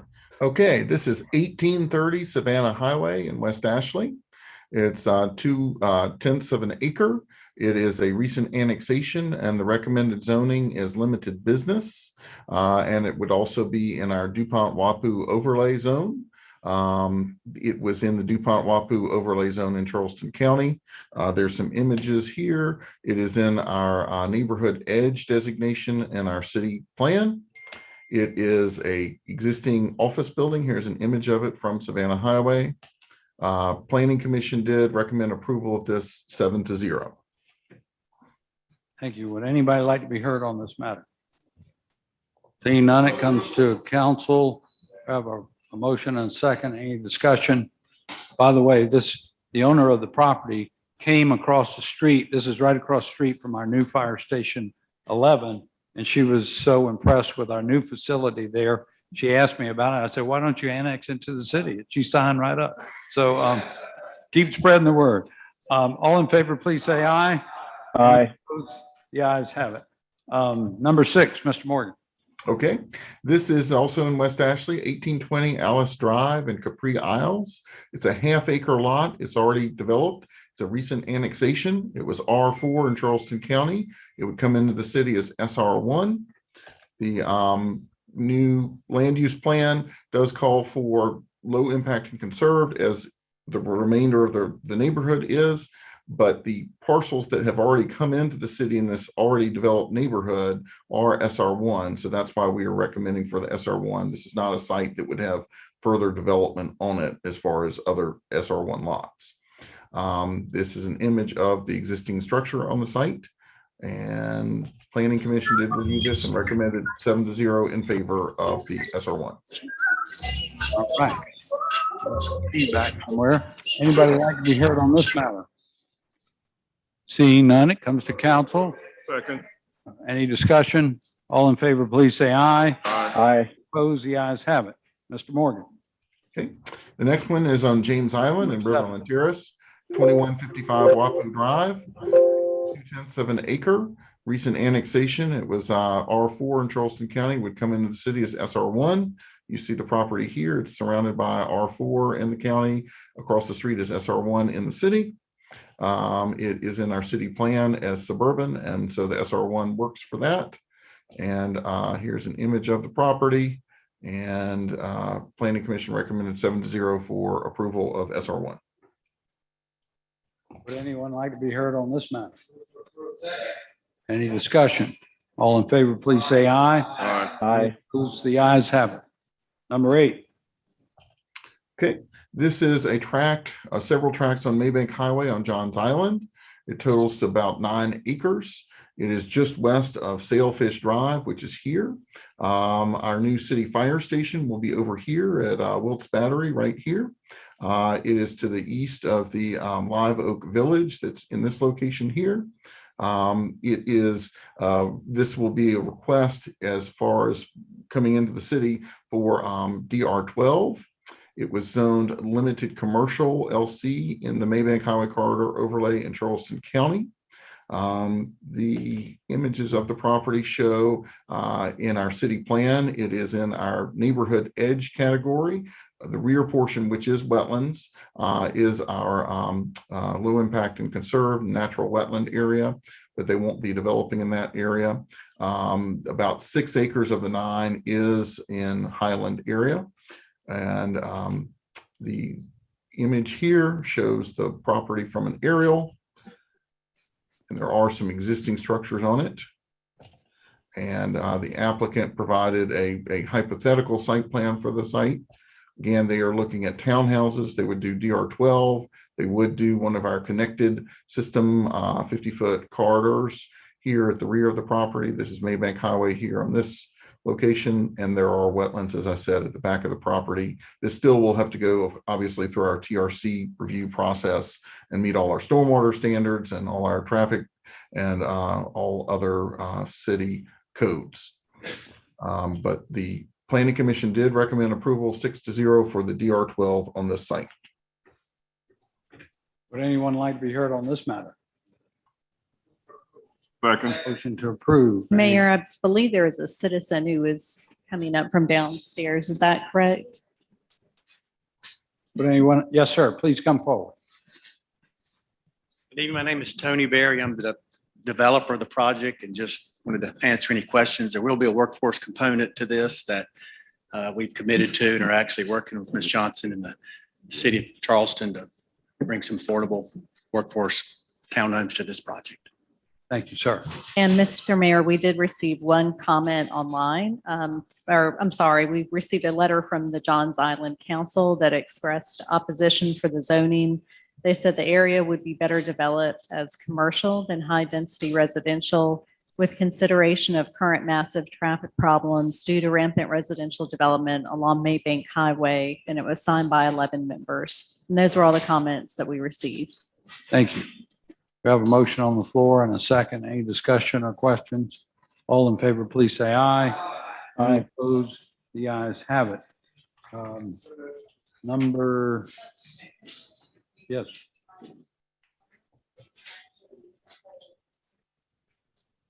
Need to hold the vote for that item because of the annexations. Yes, For number 8. for number 8, that's correct. No, Oh, that's the one we were just on. Correct. Yeah, but you got to do a All third right. reading. We'll go on to number 9. Okay, this is Fort Lamar Road on James Island. This is annexation of parcels. It's about 3.3 acres. It was R4 in Charleston County. The parcels that are coming in will be recombined with some of the SR1 parcels that are already in the city. This is not a recombination to create more lots. This is to create new lot lines and to take over some HOA area, and also to have a lot that would allow for a dock in this location. And you'll see that it's a very rural end of Fort Lamar Road. It is in our low impact and conserved designated area from the new city plan because of the elevations. Here you see where the property is. And again, this is going to be a reconfiguration of lot lines here between several parcels that are at the end of Fort Lamar Drive or Road. The Planning Commission recommended approval of the RR1 here for with a vote of 8-0. Thank you. Would anyone like to be heard on this matter? Seeing none, comes to council. We have a motion to approve. Any discussion or questions? Councilmember Jackson. Thank you, Mr. Mayor. Thank you, Mr. Morgan. I think it would be helpful to have on the record. I think you repeated it at some point in time, but just to remind people that this, you said it was a reconfiguration, not a plan to create more building lots, but the actual homeowners association also restricts units, right? So there will not be any units created as a result of this reconfiguration. Is that accurate? Yes, ma'am. That's correct. All right. Any other questions, comments? All in favor, please say aye. Any opposed? The ayes have it. Next is number 10. Also, we will not be voting on number 10 until after the annexation is complete. Mr. Morgan. Okay, and this is a 62 acres tract on Clements Ferry Road. It's partially surrounded by the Canehoy PUD that you see in this lighter pink color here, and in this location over here. It is immediately adjacent to the Nellyfield subdivision that's mostly in Berkeley County, and nearby to the Peninsula subdivision that is in the city of Charleston. So it is truly a donut hole in this location. It was a zone manufactured residential district, R2 in Berkeley County. The request in the city would be GB.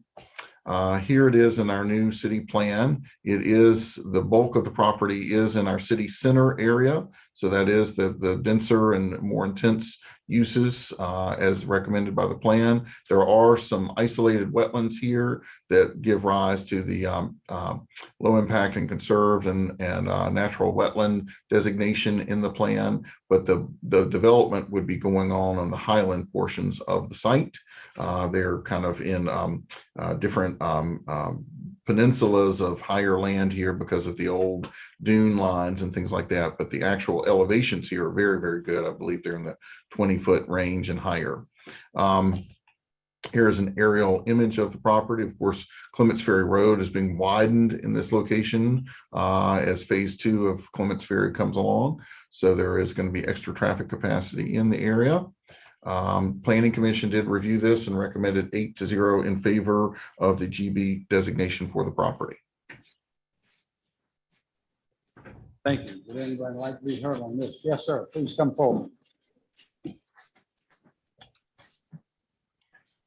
This is why I'm here. Okay, now Anthony G. Bryant, you made a you actually approved the minutes in Berkeley County in 2020. In 2012, came from the Berkeley County Council many years ago, and I'm submitting this from the IRS in protest of their public safety there. We want to ensure that people are not racially profiled in Berkeley County, and also the infill development will probably lead to some redistricting issues and probably dilute the vote and take some political power from Black people. But I want to make sure that you get this information to whoever, BCD Cog, which you the treasurer, Caldwell Pinckney, the letter here from the Department of Justice. There's no income protected class there. This is from Baltimore ICE. I lived in Baltimore for many years with the college in Baltimore. Had a great time in Baltimore. Read Dr. Amos Wilson, Joseph Ben Yakin, and Francis Press Wilson when I was in college. And the U.S. Marshal's Office is 703-740-3943. These are all the lawsuits I filed. So I would assume for the fact that this mayor and others may associate it together and undermining my constitutional rights and my free speech. I take it personal. To take my free speech from me, I take it very.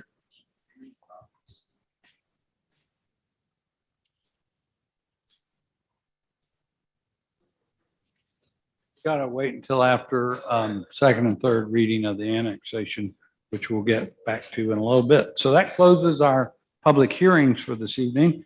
Next up is our approval of city council minutes from December 7th. Any deletions, additions, corrections? All in favor, please say aye. Aye. Opposed, the ayes have it. Next up is our citizens participation period. Thank you for everybody's patience while we work through those public hearing matters. I know everyone noted that we have a requirement that everyone please conduct themselves in a manner appropriate to the decorum of this meeting of city council.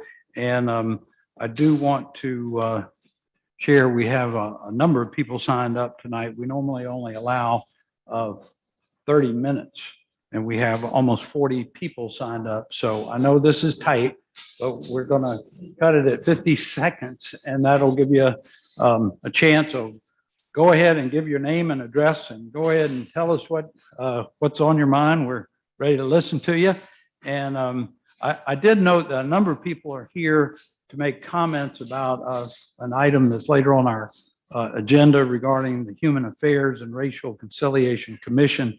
I do want to point out to everyone that there's no vote being taken tonight on any policy matters or any recommendations that have been made by either the special commission that's already been closed out or any future work of this commission if it be formed.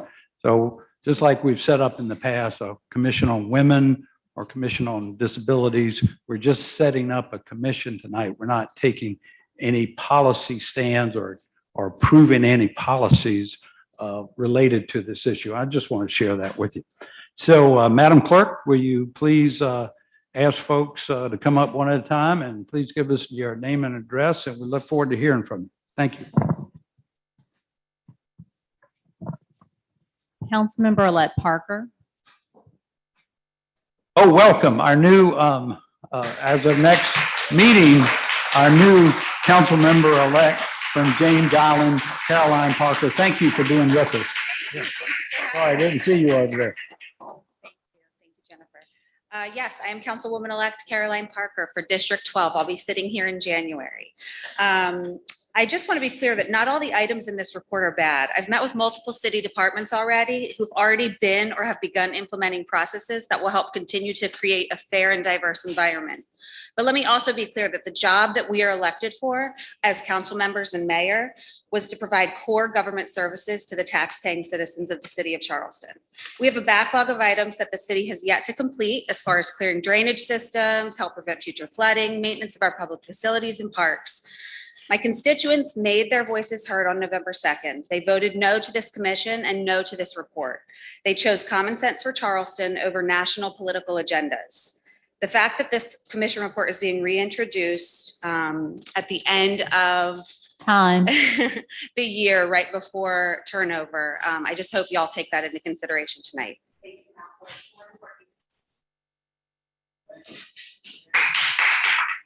Lindsay Piper Loomis.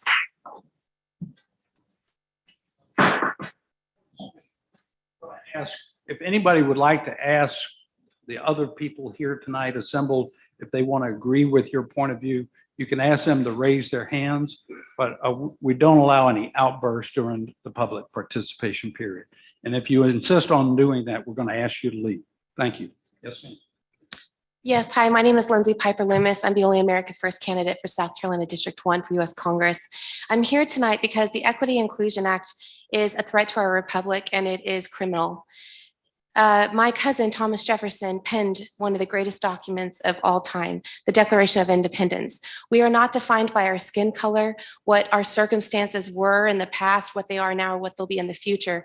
We are all created equal. Our unalienable rights have been endowed to us by the Creator. So we need to start speaking to one another in that capacity and bringing forth substance and depth to policies that would foster you as a solution, each one of us as a solution, instead of determining that we are poor just based on our skin color or based on our circumstances. Because if that was the case, I wouldn't be here. I would be off the streets doing. Leah Williams.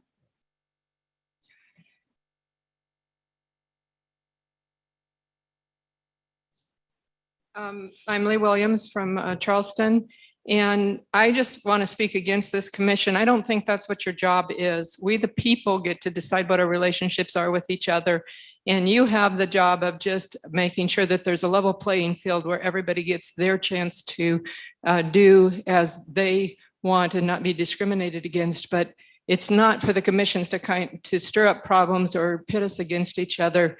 We are all created equal. We need to treat each other that way. And this, in the early prayer that you had on the other meeting, we talked about learning to get along. The only way we're going to learn to get along is if we on the street talk to each other, not by a commission telling us how we have to behave and how we have to treat each other.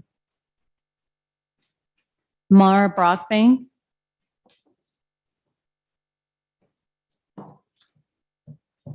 CRT is not a positive educational program. It indoctrinates malleable minds with opinions that are not necessarily founded on truth and are potentially harmful and hateful.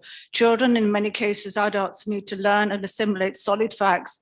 They need to learn analytical thinking and critical discernment, which will endue them with the ability to take opinions and discern for themselves what is true, right, and profound. CRT is based on emotions and feelings. It dumbs down education. What is needed are skills based on Socratic teaching, which is thoughtful dialogue and debate. CRT will create an undereducated class without skills for a competitive workforce.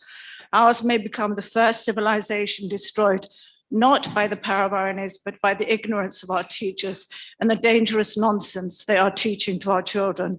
In an age of artificial intelligence, they are teaching artificial. Ann Beauchamp.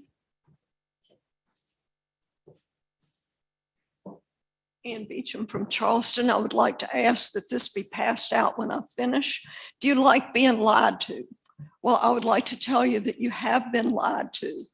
What I have in my hand is an indictment where that's going to be delivered to the attorneys general all over the country. The defendants are Anthony Fauci, the FDA, the CDC, Dr. Ralph. Belinda, I can't read it. I can't read this fast. They are charged with domestic terrorism. They're charged with funding and creating a bioweapon, which is commonly called the COVID vaccine. They're being charged with criminal commercial activity and every single thing that you've had. Mohammed Idris.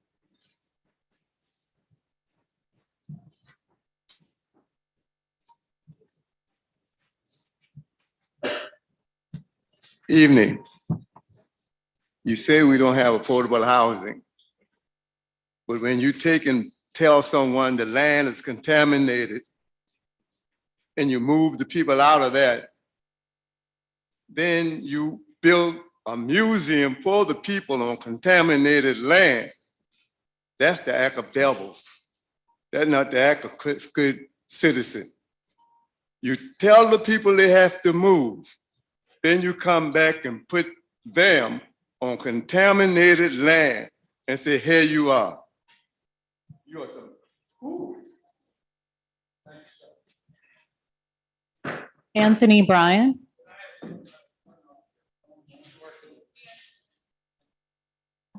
You need to read No State of Virginia by Thomas Jefferson, Deep-Rooted Prejudice Entertained by Whites, 10,000 Recollections by Blacks are Injury Sustained.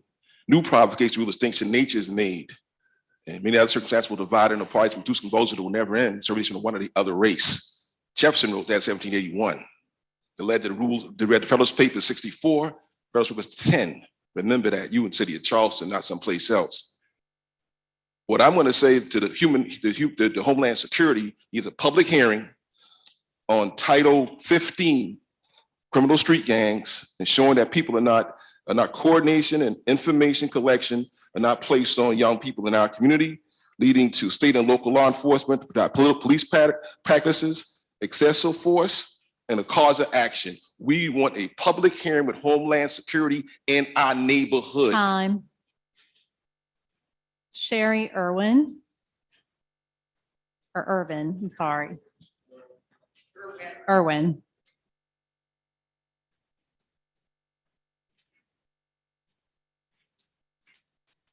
I'm against your equity and inclusion panel. This is actually critical race theory, and it has its roots in the prophet Karl Marx. This is all about destroying our country from within.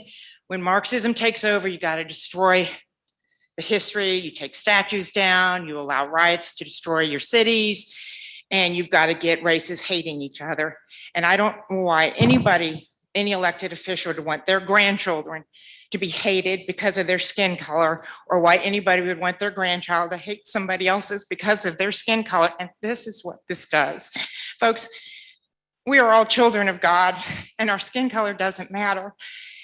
You've got to stop this equity and inclusion thing and stop talking about race. Your job is to keep the roads in good condition, keep the drains cleaned out, and welcome new businesses. All I hear here tonight is fascist. Time. Mark Knapp. Mark Knapp.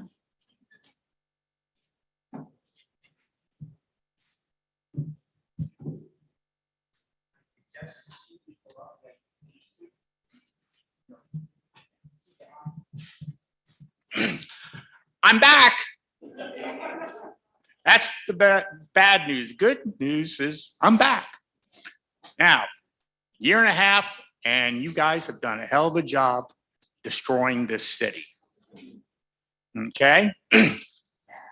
I mean, it's ridiculous, the stuff I'm seeing happen. I even hate to work downtown anymore. It's gotten out of control. I mean, you guys pass the budget, $20 million shortfall, you give yourself a raise, and then you raise everybody's taxes.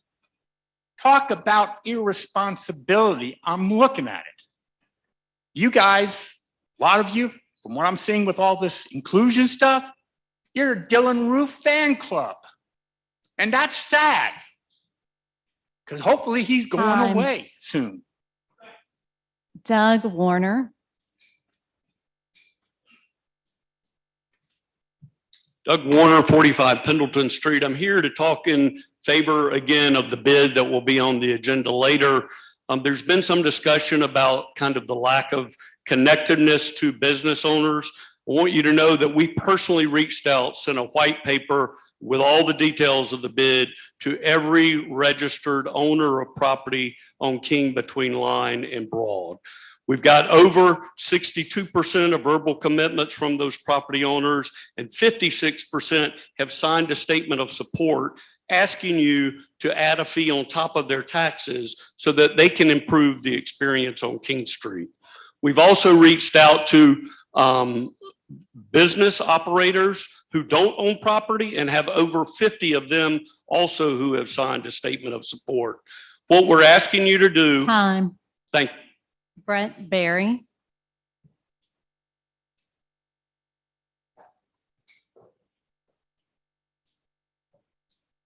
Hi, good evening. Brett Barry, West Ashley.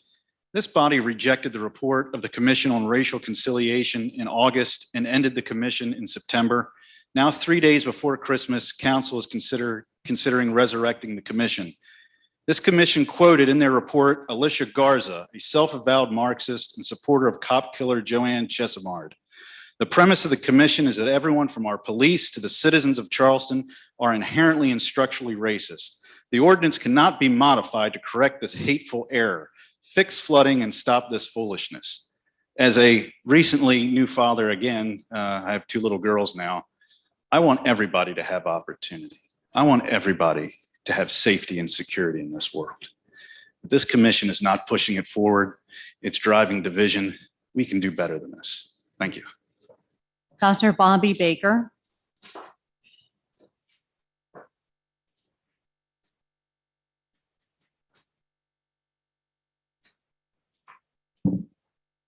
Good evening. I'm Dr. Bobby Baker. I know many of you here tonight. I'm here also to talk about the commission.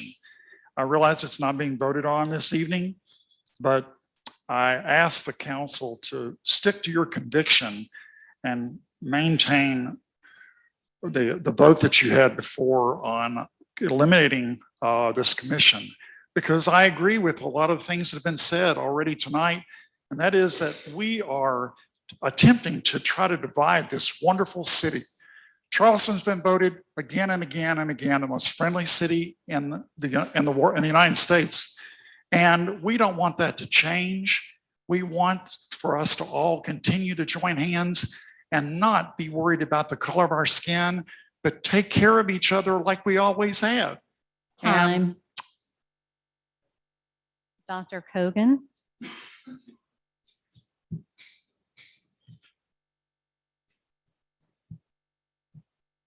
Mr. Mayor, members of the City Council. My name is Michael Kogan. I live at 1 King Street. The Commission on Equity, Inclusivism, and Racial Conciliation is not about inclusivism and fairness. It is a commission on vengeance and racial division. It sees every issue through the narrow lens of race and alleged racism. As part of city government, it would divide Charlestonians between the oppressed and the oppressors, fixated on a dead past rather than the urgent living present and future that this city must be concerned with. You have already voted to disband this extremist body and reject its report. Why is this issue still alive? Mary Ann Robeson. Mary Ann Robeson. Mary Ann Robison, 2400 Bending Oak Loop in Mount Pleasant. Psalm 127:1. Except the Lord build the house, they labor in vain that build it. Except the Lord keep the city, the watchman waketh, but in vain. May we serve the Lord himself. And I believe this is Andy Porch. I'm sorry if I mispronounced that. Andy Porch. Close enough. I know you meant. My name's Andy Pouch. I'm from Mount Pleasant, South Carolina. Speaking on equity and inclusion. First of all, I'd like to thank all of our public servants. I've been to a few of these meetings, and I know you guys don't do it for the glory or the pay. You do it because you're servant leaders and you have a heart for service. In 2017, after the Mother Emanuel tragedy, this city showed the country what it meant to respond in a way that was gracefully. After the George Floyd tragedy, we did the opposite. This Commission on Racial and Equity Inclusion was a knee-jerk reaction to satisfy the mob. It's not doing anybody any good. You guys have heard about it. It's going to do nothing but divide this community. There shouldn't even be a line on a job application that says Black. Sean Pinkston.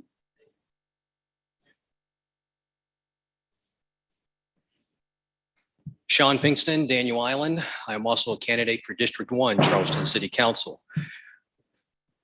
And what I would like to urge each member is to vote your conviction and to stay true to your previous conviction. For those of you who voted against this commission previously, I encourage you to stand strong to your conviction. And if the residents of Charleston, or District 1 for Charleston City Council elect me to stand and sit next to you, I promise you, I will stand next to you when this vote comes up again and will vote no to this commission. Stay true, stay strong. Merry Christmas.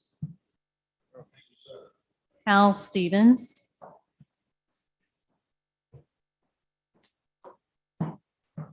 Cal Stevens, Wimbledon Drive. Ladies and gentlemen of council, I encourage you to continue to vote no to the special commission. Thank you. Sarah Marion.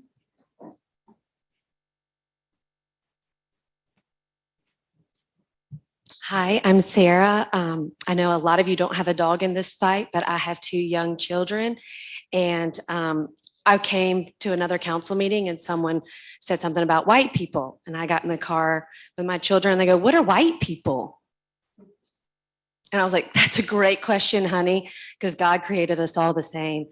I have a lot written down, but I'm going to skip to, I think, the most important part.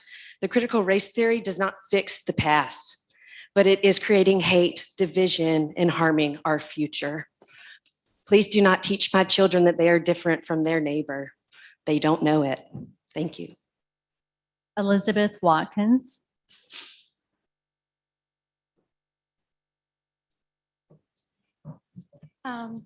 Yes, I'm Elizabeth Watkins. I live on Queen Street in Charleston, and I'm here against critical race theory. I grew up in a city, very poor city in Louisiana in the 60s and 70s during the integration of the public school system, the forced busing. From a very young child in elementary school, I have been made to feel guilty for something that I have no idea what I did, even as a young child. I have suffered emotional scars from hate that was taught at that time. That was 50 years ago. Why are we now still having this conversation? I beg you not to teach our children to hate one another. I want to advocate for the children that are going to be suffering for being, if it's the white children, we're all one race. Thomas Pinckney, I believe it's Lars or Lawrence.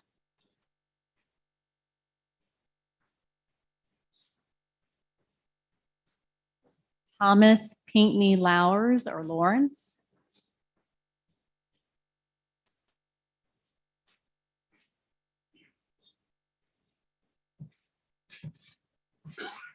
Thank you all very much. I will try and say a few things. I had not enough time here to get it all in, but I understand there's to be a vote coming up on moving the statue of John C. Calhoun out to California for show and tell. I'm not sure how we put that into sync. But anyway, John C. needs to stay here.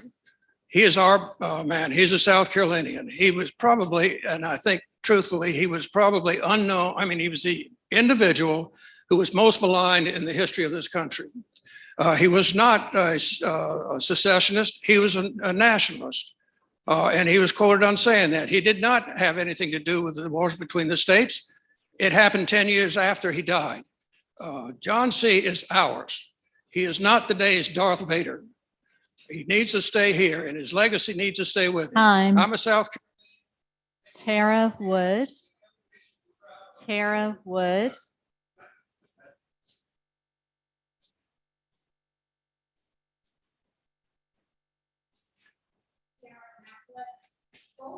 There's less real racism in society than ever before. Racist attitudes have plummeted into historic lows. The number of newlyweds in an interracial marriage increased by 567% between 1967 and 2015. Black economic and educational attainment have increased dramatically. Despite manifest progress in every front, CRT analysts teach that racism is worse today than 50 years ago because disparities between racial categories have not been fully eradicated. This ignores personal choice, moral agency, and the importance of the decisions we make to guide our own destiny. In 1950, 83% of Black families had a father present. By 2015, the Black illegitimacy rate had risen to almost 80%. Barack Obama said children who grow up without a father are 5 times more likely to live in poverty and commit crime. Roman Haynes. Roman Haynes. Let's focus on family. Roman Haynes. Good evening, Roman Hammis. I want to talk about the Equity Commission.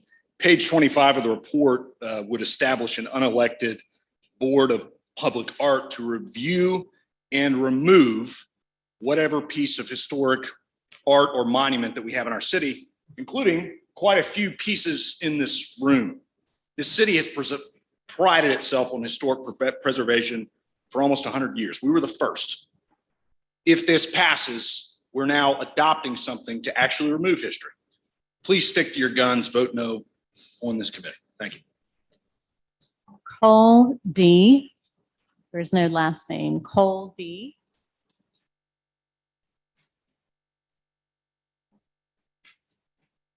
And is that anyone that we have in the waiting room, Velvet? Okay. We'll move on to Kava Compton.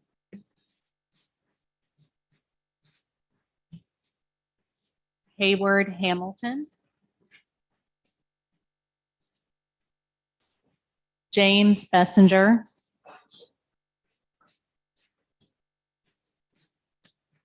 My name is Hayward Hamilton from downtown Charleston. I would respectfully request that council vote against creating a permanent commission on equity. Creating critical race theory does not have a place in our city government as a tool that divides the people. It does not unite them. It is destructive and divisive and needs to be voted down.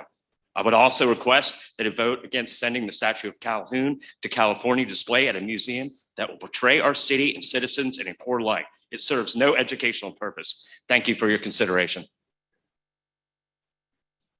And just want to review the past two names, Cole D. and Kava Compton. Right, James Bessinger.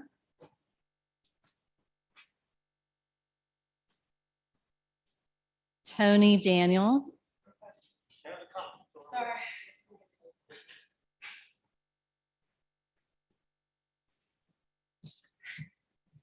Hi, I'm Cava Compton. I'm from Johns Island. Just ran up the stairs. Sorry, got in here. I just want to say that I'm completely disgusted by some of the rampant racism that I see going on in our city. It seems that certain individuals want to give priority to people based on skin color or sexual preference rather than merit. This is contrary to the great Martin Luther King's dream, and it is absolutely disgusting and frightening to me. Like most Americans, I was born and raised colorblind, and to prioritize skin color or personal sexual preferences over character is backwards, racist, and illogical, and I do not want my taxpayer money spent on this. We are parents, we are business owners, we are taxpayers, and we are tired of being called racist. Time. Tony Daniel.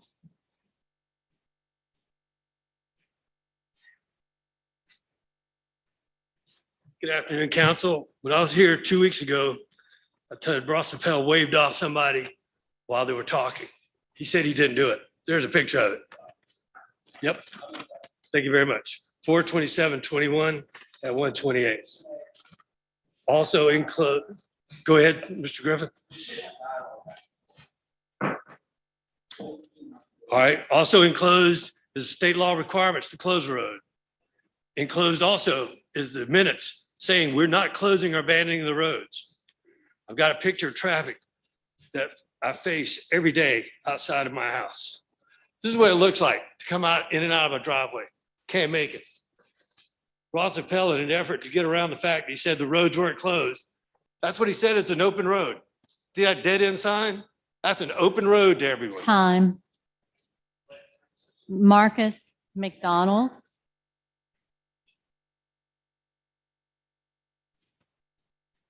Hello, my name is Marcus McDonald. I'm the lead organizer of Charleston Black Lives Matter. I'm also a substitute teacher at Burke High School, and I'm on the board of Eastside Community Development Center. So I just want to come here and say, first off, a lot of y'all don't know nothing about no MLK, so please stop using his name in vain.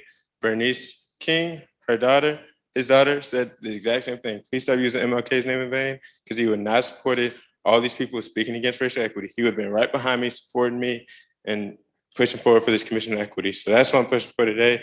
I'm in full support of the reintroduction of the Commission on Equity, Inclusion, Racial Conciliation.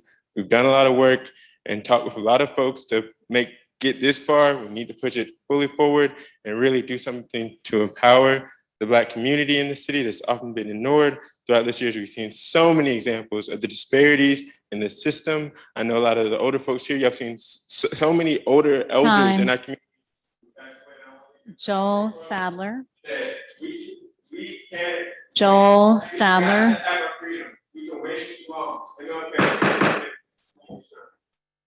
Hi, this is Joel Sadler calling in. Can you hear me? We can. Excellent. Yeah, so I'm Joel Sadler, downtown resident, brick and mortar business owner. Just submitting comment on two topics on the agenda. The first one is in support of the Commission on Race and Equity. I definitely can feel for council with the number of people that have attached to some of the more politically volatile terms in it, but most of it is so boring and practical, you would think they were already happening. Please don't throw the baby out with the bathwater. Just keep moving forward and work with the co-chairs to develop something that I think we all actually want for Charleston. Second is just opposition to the King Street Business Improvement District. I think that you're going to be hearing a lot more in the next several days about all of the negative impacts that it will be having on Charleston. I don't really have the time to go into all of them now. I would warn any business owner that does not own their property on the peninsula that this will eventually price you out and replace you with someone that can afford it. Sully Sullivan. Jania Holbrook. And if- This is Sully. Yes, we can hear you. Can you hear me? Yes, sir. Please proceed. We can. Hey, thank you. Sorry, I'm calling in. I am in full support of the Commission on Racial Equity. It's something the city has needed for quite some time. And we are all in this together, which will help everyone be on the same page, create equity, education for everyone. And it's time we support our Black community more than ever. I'm also in complete opposition of the bid. It looks to me like a fresh pack of Xerox paper, white, really white, void of any ideas or substance. And if King Street is so great, then why are more than 50% of the businesses that need to improve part of the board of that? It should look more like young entrepreneurs and other people in the community. Thank you. Thank you, sir. Jania Holbrook. Hello. I think I signed up to do online, but here I am.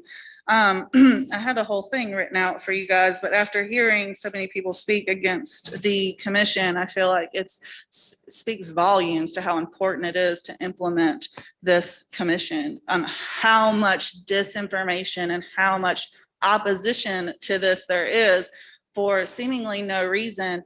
And people are clearly misinformed on what this actually is, whether they have not read it in its full degree or whether they have just taken pieces out that fit their individual agendas. And I feel like it is so important after tonight hearing everybody, and I've had a great conversation with someone on the opposite side of me downstairs tonight, how much it is misrepresented in our community and how important it is to have something like this. Time. Thank you.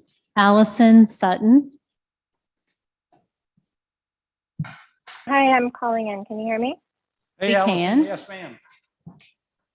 Great. My name is Allison Sutton. I'm a downtown resident and business owner. I'm calling tonight for two reasons. First, to fully support the commission and urge council to make the commission permanent. Second, to ask council to hold off on any further action in regards to the King Street bid. Both the commission and the bid will impact who is able to live, work, and access economic opportunity in Charleston in the years to come. The commission will ensure that racial equity and inclusion are central to policy, while the bid as it currently stands will only lead to further gentrification, Black displacement, and wealth disparity. So again, please make the commission permanent, and please pause any approval of the bid and open it up for additional community input and refinement. Thank you. Jessica Wright. Jessica Wright. Hi. Hi, can you hear me? We can. Hi, thank you. So my name is Jessica, and I'm calling to express my full support for the creation of a permanent commission on equity. Pardon? Sorry, I think that was an interruption. Please proceed. Thank you. I'm calling to express my full support on the creation of a permanent commission on equity, as well as approval of an amended hospitality fee budget for 2022 to fund the International African American Museum. To put it bluntly, Charleston owes its history and prosperity to its Black communities, both past and present. This city, whether purposefully or as an unexamined byproduct of its structures, continues to operate on systems of oppression via gentrification, unequal access to education and housing, and the over-policing of Black and brown bodies. I support the Commission on Equity because it is past time for the needs of Black communities to be prioritized in the city. And I support the African American Museum because we can no longer afford to whitewash and romanticize Charleston's history. Pringle Franklin. Pringle Franklin. Hello, this is Pringle Franklin. I live downtown. and I'm here tonight to speak out against the creation of a permanent commission on equity, inclusion, and racial conciliation. I love the idea. I love the name, but having read the report, there are just too many things in there that are proposals that are highly divisive, unrealistic, and frankly punitive to white residents. I don't see this ending well. Maybe you can go back to the drawing board and try to just get some of the better proposals that aren't so divisive and work with those. Thank you. Jenna White Smith.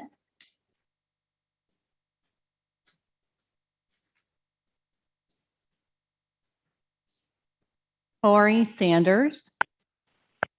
Hello, can you hear me? We can. Who's speaking? Oh, this is Gemma. Hi, sorry, I pressed the wrong button on my phone. Please. I am, sorry, thank you. I'm a Daniel Island resident and I'm here to speak in full support of the creation of the commission.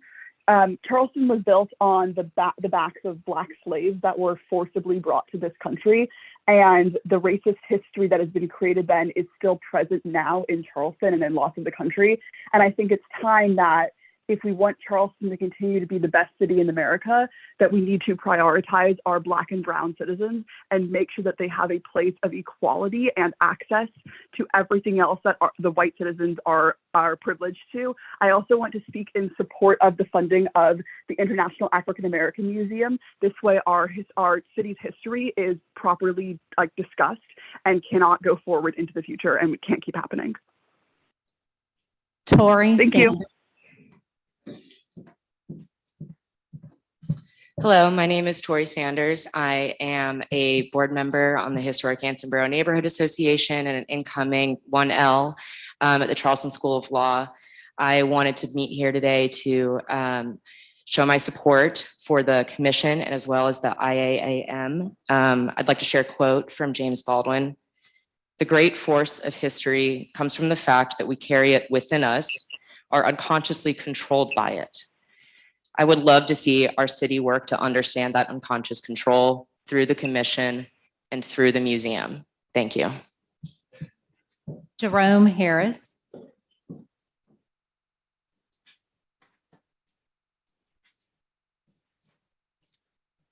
Good evening, council members and mayor.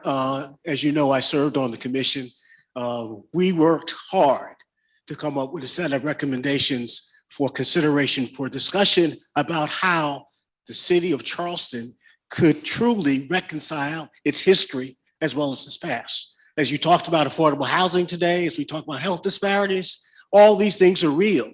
And people of African descent, as well as people of non-African descent, have that experience. This body needs a commission to be able to advise, consult, and engage the people who don't understand, in fact, what this dynamic is. I urge you to vote in support of the ordinance. Thank you. Mimi Wood. Good evening. Thank you all for your service. My name is Mimi Wood. I'm from Isle of Palms. I'm here to say I'm not opposed to the commission necessarily, but I am opposed to critical race theory. Critical race theory was not exhibited by Charleston on 6/17/15 when Mother Emanuel Church was attacked. It was not exhibited at the Christmas parade. Charleston is unity and Charleston is mutual respect, and CRT is not. CRT is divisive, it teaches hate, and it is regressive in my opinion. As far as James Calhoun, should he be looming over the city? Probably not, but in the words of Bishop Bullwinkle, should he go to California? Hell no, to the no, no, no. Thanks very much. Happy holidays. And those were all of the speakers that we had signed up. We did receive some comments online. We had 20 people who were opposed to the creation of the King Street bid and asked council to not support it without giving business owners and the community time to familiarize themselves with aspects of the plan. The already exorbitant rent will increase and lead to more stores instead I'm Mary Whalen. of local homegrown businesses. They also support the creation of the Commission on Racial Equity, Commission on racial inequity to inform the wedding and tourism industries of the real historical impact of African Americans in Charleston. 3 people asked that City Council not take permanent action on the bid along King Street, as they have been known to historically increase rent, price local businesses out, and pave the way for more hotel and chain stores. There was a lack of diversity on the board, which was a major concern. 2 people said to please vote against King Street development to preserve the charm of King Street and allow restaurants to continue outdoor dining. 17 people supported the Commission on Equity, Inclusion, and Racial Conciliation as a permanent commission in the city and a priority in the community. And we also received a letter from the Association for the Study of African American Life and History, which stated that African Americans have significantly impacted the social, political, and economic structures of the U.S. and the world. The Charleston area branch of the ASA-LAH denounced the recent and transparent rejection by the City Council of the Special Commission on Equity, Inclusion, and Racial Conciliation report. Result of the report's acceptance, City Council rejected 10 months of research, inquiry, reexamination, critical thinking, and hard work by almost 50 of Charleston's rapidly declining number of Black residents. The organization would continue to bring the community's attention to the information, opportunities for the purpose of collective instruction, and development of possible remedies. And those were all the comments that we received. Thank you. So that ends our public participation period. I want to thank everybody who came out tonight and share your thoughts with us. So I wish you all a happy holiday and a Merry Christmas, and stick around if you like, but thank you for participating. The next on our agenda is an update on the city's response to COVID-19. And I'm going to turn it right over to Tracy McKee. I know you've all been following a lot of recent news about surge in Omicron cases across the country and the world, but I think Tracy's just going to drill down and give us some local information. Tracy. Yes, sir. Here we go. Happy holidays, everyone. So there's been 800,000 Americans that have now died from coronavirus. The last 100,000 have occurred in the past 11 weeks, which is 12.5%. And we are running about the same in South Carolina as well.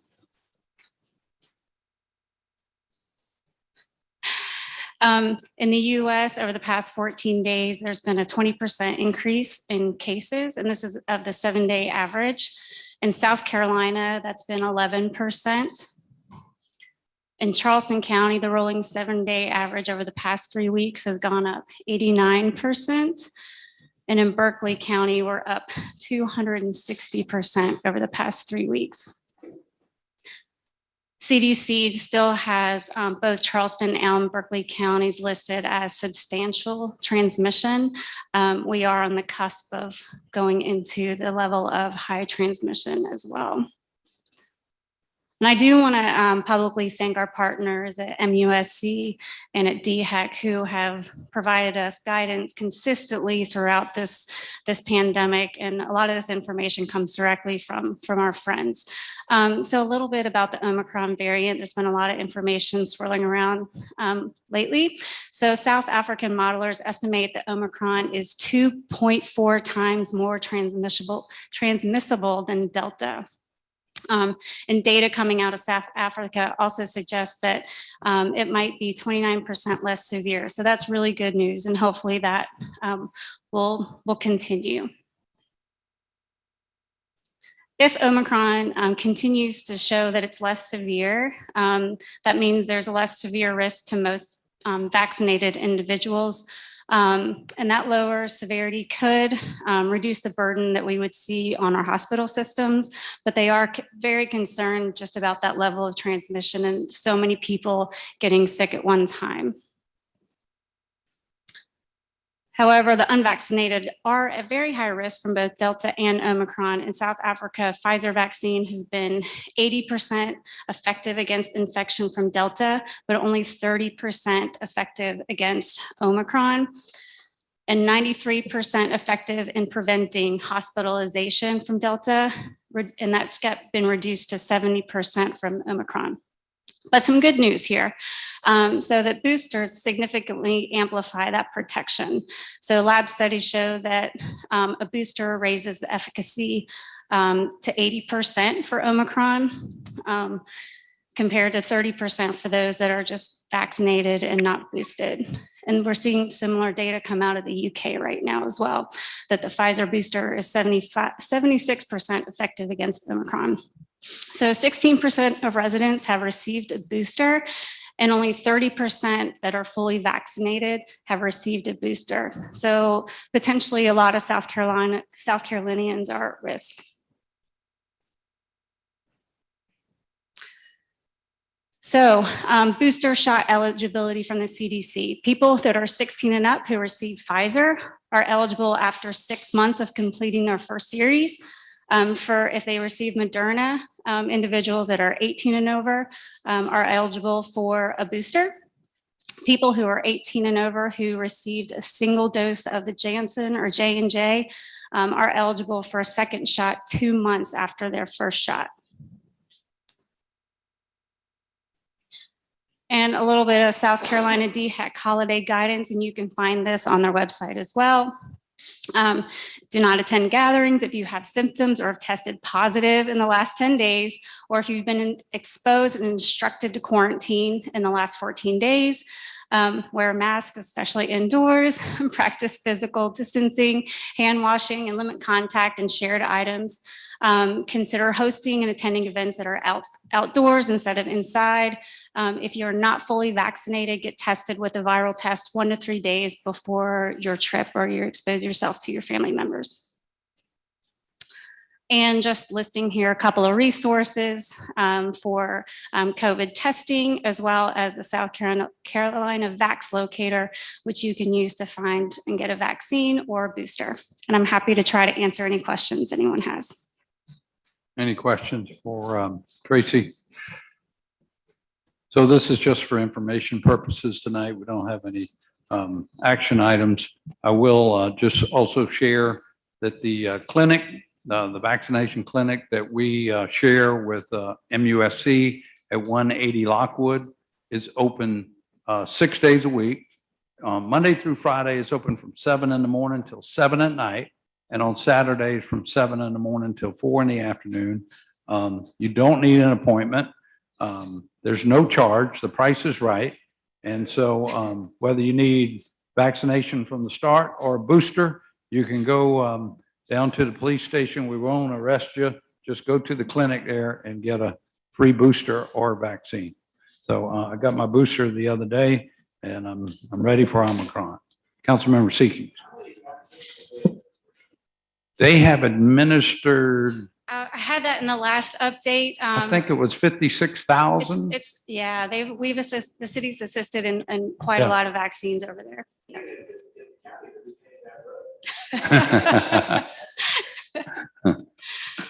We've really had a lot of vaccinations, and that didn't include the clinics that we did on the outside. So we're real thankful to MUSC for our partnership with them. And they're still doing business. It's still going strong. Yeah, there's been a big uptick over there recently, so. Yeah. All right, Councilmember Jackson. Thank you, Mr. Mayor. You said, and we all know we're not taking any action or anything tonight, but could you just remind us how much longer the current emergency ordinance is in effect? For meetings, we passed at our last meeting for 60 more days. And I could be wrong, but I think that's the only emergency ordinances that we have in place. One for city council, which is allowing Councilmember Brady to join us remotely tonight, but also our zoning boards and BAR and so forth, they're still allowed to meet remotely for another 45 days. And then unless it's just if there extended. were any, more serious news or actualities that we're experiencing in our community, would we start over again with a new set of emergency ordinance, measures, or would you just add to that? Well, all I can say is we're watching the numbers every single day and in constant contact with Roper St. Francis and MUSC and DHEC. And I think everybody's in a very careful watch move. We're nervous because of people getting together over the holidays. We've seen that before. So we urge everyone to be safe and healthy and careful. Yeah, I was asking more about the process. So if it came to be that, you know, sometime later in January or whenever, the statistics, you know, were proving that we needed to take other kinds of emergency measures, would that same document then just be added on to, or would you start over again with a new emergency ordinance? I don't I think remember how that came. those two just apply to our meetings. So we have some earlier ordinances that are not active right now that we could go back to if need to. And the city has a phase 4 protocol. We finally came out again to the least restrictive protocol, phase 4. And, you know, we're going to watch the numbers. We may have to start going back to phase 3 or 2 again, depending on what happens. Thank you. All right. Well, thank you all. Next up is our committee reports. First up is back to Councilmember Jackson, our Committee on Human Resources. Thank you, Mr. Mayor. Let me just find my little note here. Sorry. Yes. Yes, we had a meeting of the Committee on Human Resources of the Council, Committee of the Council on Human Resources, met Thursday, December 9th at 3:30 in the afternoon. We had a quorum present, and also we're grateful to have a few of the Human Resources staff members, and it was I want to say, big sacrifice of their own time and leave schedule. As we were just talking, in the whole pandemic season of the pandemic has been just an inordinate amount of work for the Human Resources staff in particular, as we were, you know, helping the staff become vaccinated, register their vaccinations, listen to the rationale about being vaccinated. It all fell on the shoulders of Human Resources and Ms. McKee. So several of the staff people that would normally have been with us at the Human Resources Committee meeting, you know, had delayed their long valued leave. And so we were glad to have a couple of them give us some of their leave time back that afternoon. The purpose of the meeting was for the committee to listen to a presentation by Ms. Amber Johnson, our Manager of Equity and Inclusion for the city. And she reviewed the most, I guess, summarized and reviewed the most prioritized set of recommendations that were created by the Internal Review Subcommittee of the Special Commission over the last year. And then Ms. Johnson worked with the subcommittee chair and a couple of their members to agree that there were 2 or 3 things that they wanted to put on the radar of the Human Resources Committee on Council Committee for work next year. So basically, I think they fell into sort of 3 buckets that would naturally fall under the Human Resources work with our department heads and all of the hiring managers that we have. I think we could just think about it to think about our recruiting practices, our promotion and advancement from inside as people are in jobs and giving them every opportunity to be trained and promoted. And then our overall training of the whole staff in general, as we move into an era of wanting to be, you know, more in an aspect of understanding one another. We're going to have some sort of training that I understand is going to be available to the entire set of city staff, however that rolls out in the future. And so we wanted to entertain what that could potentially look like without making any decision. So this is for information only, but I think of it as the opportunity to basically launch a season of deliberation about the subcommittee's recommendations or the whole commission's recommendations for our internal review for the city. Thank you. Thank you. Councilmember Griffin. I've heard a lot. Thank you, Mr. Mayor, for recognizing me. I've heard a lot of chatter the last few weeks that in the last couple of human resources committee meetings, there's been some talk of having some sort of test for our city employees and our applicants to take to prove whether or not they have racist thoughts. Can you talk a little bit about that? I understand that was brought up. Well, we've only had one Human Resources Committee meeting that talked about anything resulting from the work of the commission. So it was only this meeting I'm reporting on right now on December 9th.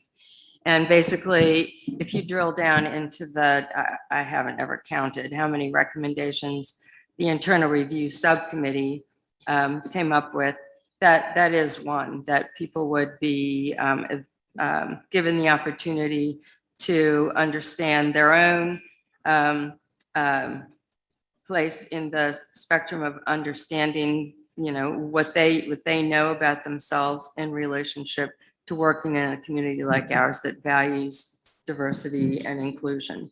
So no decisions have been made about any of that. I think that is, in my understanding, Councilmember Griffin, probably one of the most sad and potentially frustrating takeaways from people that worked very hard on the work of the special commission, to think that people in the general public, based on a few reports in the media and however else news like that goes around, that so many decisions are, have been made, when in fact we haven't even begun to really study anything in depth.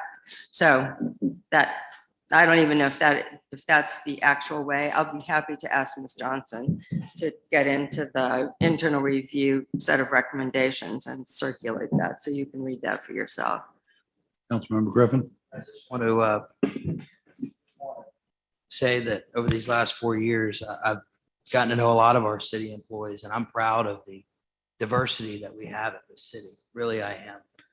From all of our different departments. I have never had an interaction with any member of our staff on any level where I felt like they were inertly racist or anything of that sort.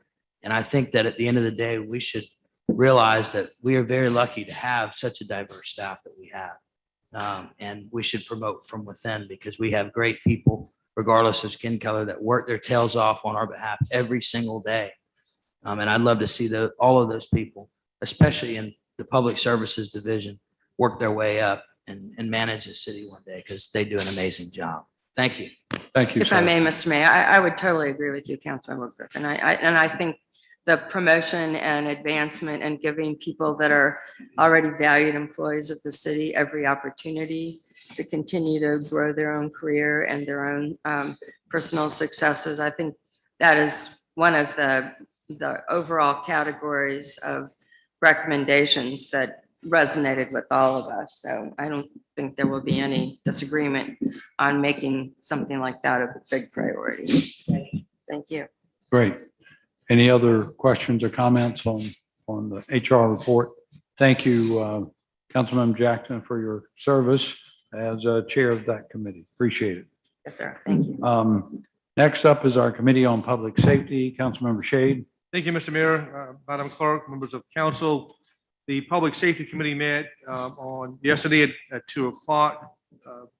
The items on our agenda included the approval of a memorandum of understanding between the Federal Bureau of Investigation, South Carolina office, and the Charleston Fire Department to include a member of CFD on the Joint Terrorism Task Force. We unanimously approved that request. Now submit that to our council for approval. The other item we have is just to approve the $30,000 grant. Also,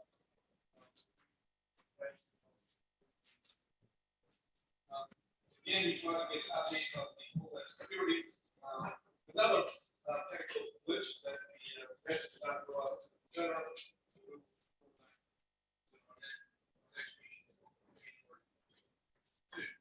One of the discussion that I introduced on see this information. First noise ordinance specific Charleston passed update regarding the board. We, on the board regulations, we are now including those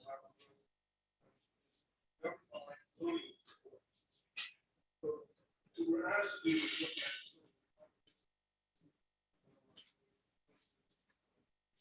various lease.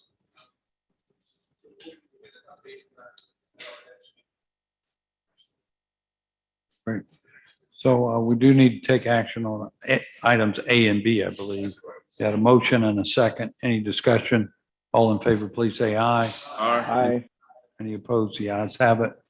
Councilmember Gregory. Yeah, I just wanted to make sure that Chairman, you knew that we've been working on attempting to amend the noise ordinance for how long? The last 12 years. So good luck. What's that? Speak up. We are going to work. We have a new commitment from legal and planning first part of next year to work on that, bring us back something. Okay. Next up is our Committee on Works, Public Works and Utilities. Councilmember Griffin was sitting in as chair. Thank you, Mr. Mayor. The Committee of Public Works and Utilities met yesterday at 4 p.m. We discussed a number of items. Item A, acceptance and dedication right-of-ways and easements, both I and 2I were both, they were both approved unanimously. And I would move that we approve both of those items.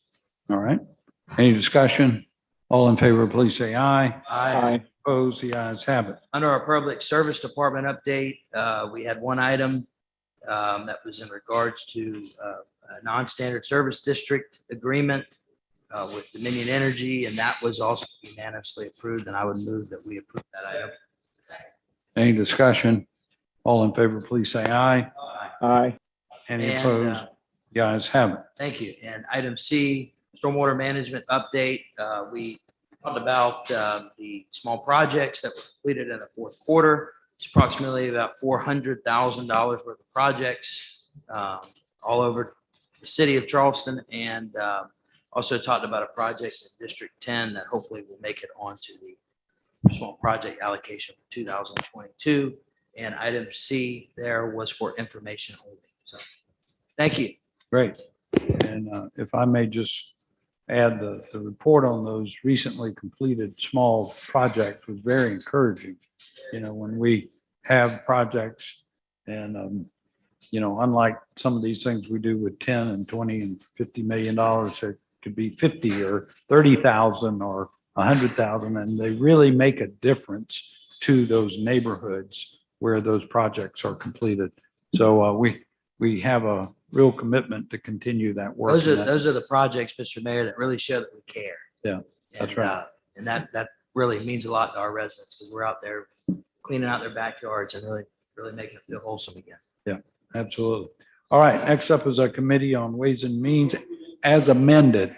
As a minute, second. Any discussion? All in favor, please say aye. Aye. Opposed? The ayes have it. Next is our bills up for second reading. Second. Okay, 1 through 4. Any discussion on any of those? All in favor, please say aye. Aye. Any opposed? The ayes have it. Now for third reading and ratification of 1 through 4. All in favor, please say aye. Any Aye. opposed? The ayes have it. That leaves us with 5, 6, and 7. I have a motion to approve items 5 and 6 for second reading. Do we get a second? Second. Yeah. Any discussion or questions? All in favor, please say aye. Aye. Aye. Opposed? The ayes have it. Now for Move for approval. one nay. Now for third reading and ratification. All right. All in favor, please say aye. Aye. Any opposed? The ayes have it. Lastly, we have number 7, the changes to our sidewalk cafe regulations. We got a second, And and Mr. Summerfield is coming forward. to make a My- few remarks. Yes, Mr. Mayor. So on your desk this evening, you found an amendment based on the conversation that we had. You had previously deferred this item so that staff could work with the council member Seekings and the mayor to go out and take a harder look and see if there was some additional flexibility. After that, those meetings, we do believe there's some additional flexibility. And so you have a proposed amendment to this amendment. So you have a second amendment that would reduce the sidewalk width from the building to the curb down to 8 feet instead of 10 feet. And with that, we would request that this item be approved this evening if possible. We have a motion on the floor, Councilmember Seekings. Thank you, Mr. Mayor. Just very briefly, Mr. Summerfield, I just want to thank you for taking time and listening to this council last time we met, because as you all might recall, when we got this ordinance, there was also a memo given to us listing some of the businesses that had taken advantage of the outdoor dining provisions during our emergency ordinance and would not meet the requirements of this ordinance. And we literally went and walked the street, measured, thought about some opportunities to make some adjustments. And I believe everyone who wanted to stay in is going to be able to stay in now as a result of that work. So thank you for doing that. It was a good piece of work, and the outdoor dining has really been a positive to the city and a boon to our businesses when they needed some help. So thank you for listening. Appreciate that. Any other? As amended. Second. All right. Any other questions or discussion? All in favor, Councilmember Jackson? I just have a question. I really appreciate that you were able to do that drill down, get all the people who'd taken advantage of the temporary ordinance back into a permanent format. So, and so my question is, so new business owners will be able to come in, right? This is not grandfathered in, even if they're, because we've adjusted permanently the requirement of the 8 Absolutely. feet. Okay, Absolutely. great. This is intended for going forward. Great, thank you. All right. Any other questions? All in favor, please say aye. Aye. Opposed, the ayes have it. Now for third reading and ratification. All in favor, please say aye. Aye. Aye. Any opposed? The ayes have it. Next, we have bills up. Oh, we got to go back to 8 and 10 on our public hearings. Second. 8 and 10 on the public hearing, section E. Any discussion or question on 8 and 10? Hearing none, all in favor, please say aye. Aye. Aye. Opposed, the ayes have it. Thank you. Second. All in favor, please say aye. Aye. Any opposed, the ayes have it. Okay, so we got them annexed and zoned. So next up will be our bills for first reading. We have a motion to approve and a second to approve the business improvement district for King Street. Any questions or comments? I do have one. I just want clarification on whether the workforce housing, affordable housing was actually amended in this ordinance. Yes, sir. Robert? Yes, Mr. Mayor, Councilman, yes. So we did, you will find in the backup material under the methodology, you will find accountants will understand it. The rest of us will not, but there's a calculation that exempts the square footage of any bona fide affordable housing project, which basically means it's been registered with community and housing and community development, that square footage is exempt from any application of the assessment. Thank you, Mr. Sutherland. Thank you, Council. My microphone just went. Oh. Oh. So we were listening to your very good comments about this at the last meeting. Councilmember Saccharin. I think this is working. It is. At last council meeting, I did speak in favor of the bid concept that was presented to us, and I was encouraged.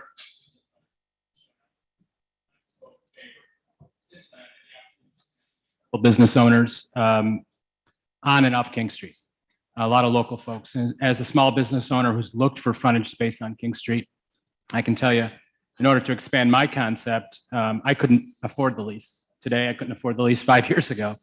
I just want to make sure that as this bid is created, that we do build in some reassurances for local small business owners to not price of access to.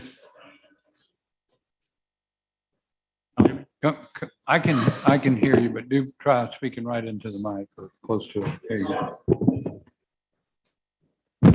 You working? Maybe. Yeah. Just to let council know, we are planning to replace the microphones next year. Via the millage increase. Couple questions that I have is who's going to manage the day-to-day operations of the bid? Who's going to lead the charge from a strategic direction from the city? Is it the city? Is it the Downtown Alliance? What safeguards we have in place for this particular bid to ensure we don't make it harder for not just small business owners, but in particularly minority and women-owned business owners who want to do business on King Street? Another question is, will the building owner simply pass the tax increase onto the business owner who's there? So that's another thing. I just want to make sure if the owner of that building is going to see a tax increase, that they pass that on to the tenant.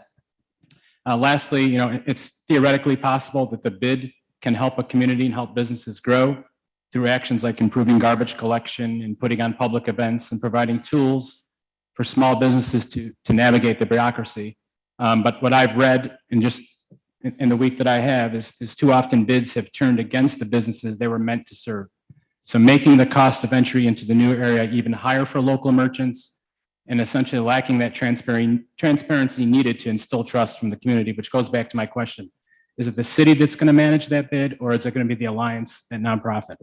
I'm going to vote yes for first reading, obviously, tonight on this bid, but I hope between now and second reading takes place, we can include some of the safeguards that I articulated.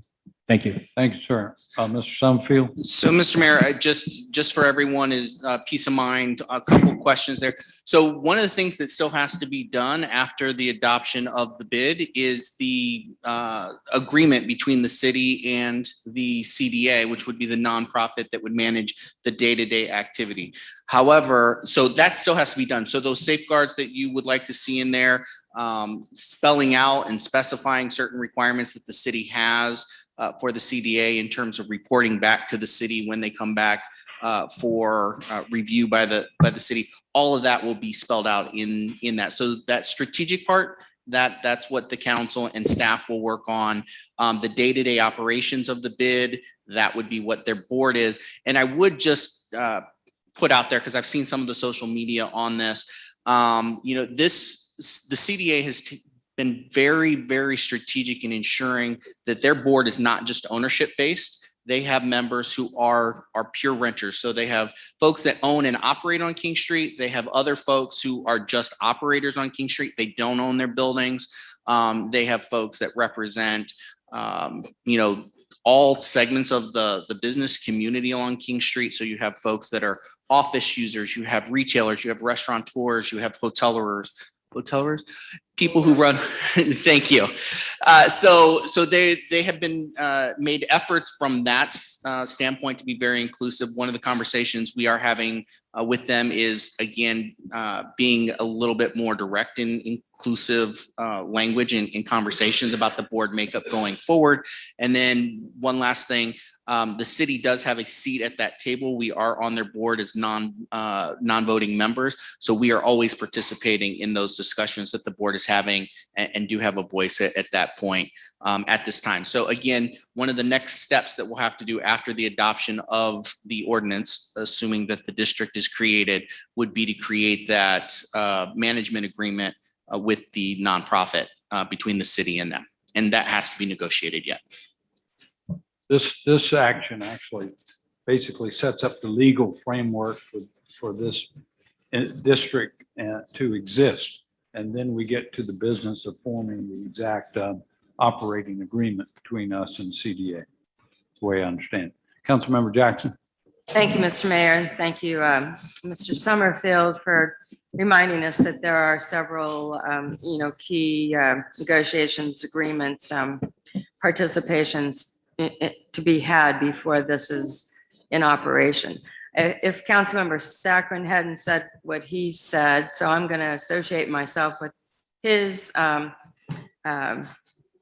precautions, I guess was a word that he used, that I'm going to vote approving this first reading, but I do hope that maybe instead of just pushing it through at the next meeting of council in January, that you all could agree to have a little more extended time out to let the business owners, especially the local and small business owners, feel like they've been thoroughly educated. I was encouraged to hear Mr. Warner say during his petition time to us that they now have 50 business operators who are not property owners on board. But again, I do think, and I will disclose right now, I'm going to be going on to the Policy and Advocacy Committee for the Low Country Local First. So I'm going to be a big advocate. I have been since long before I was elected for this seat to support the very local businesses of this community that basically puts Charleston on the map. And I know that, King Street has been a financial challenge to small and local businesses for the last, let's just say 20 years, but certainly in the last decade since I've been part of the community. And I really just feel like this has got to be a cooperative effort. If you don't have every person who is paying rent or owning property that runs a business or some sort of venture on King Street proud and engaged in being part of this, then it's going to be like Big Brother taking over again. So I don't think we want that. That's not at all. But I mean, on the city side, we're turning over to private venture the care and feeding of the property owners and the businesses and our reputation on King Street. So I know we have our hearts in the right place on why to do this. Another thing that I think would be very educational for the community and ourselves would be to maybe have someone take a look at the history of bids around the country. We have heard several comments that over time, business improvement districts tend to, become more formulated, less nimble, less favorable to the startup businesses, and especially since we are bending over backwards to be a nurturing, fostering city to small minority and women-owned businesses. I think we would not want that to be the shadow hanging over this startup venture. So maybe just take some more time to do that kind of education so we know the pitfalls of what we're going to avoid as the sponsors of a very innovative and supportive business improvement district for the place that we all know is, the breadbasket of Charleston in this day and age. But I do feel like a timeout to educate more and more of the businesses. Low Country Local First is very eager to volunteer to help bring in people that maybe feel like they haven't really heard the full story of what is happening here. And I think it could be a very positive process. Thank you.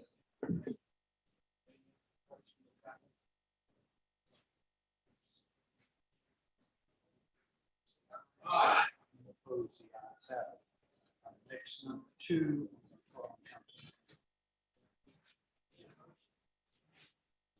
My microphone.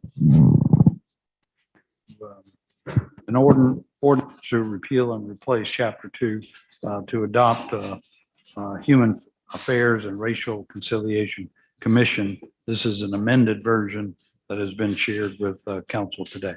Councilmember Gregory. Second.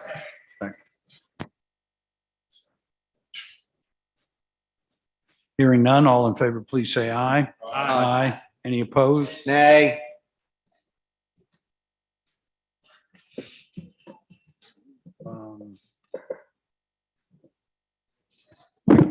Oh, okay, I thought you had. Councilmember Shealy, Nay. Councilmember Saccharin, Yes.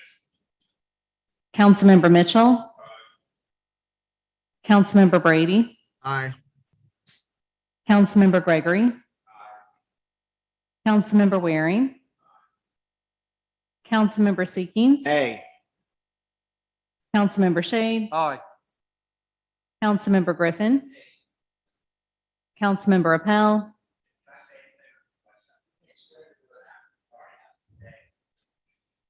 Councilwoman Jackson. Mayor Tecklenburg. The motion passes.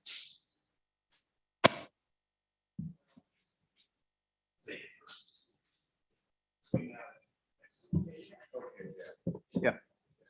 Good idea.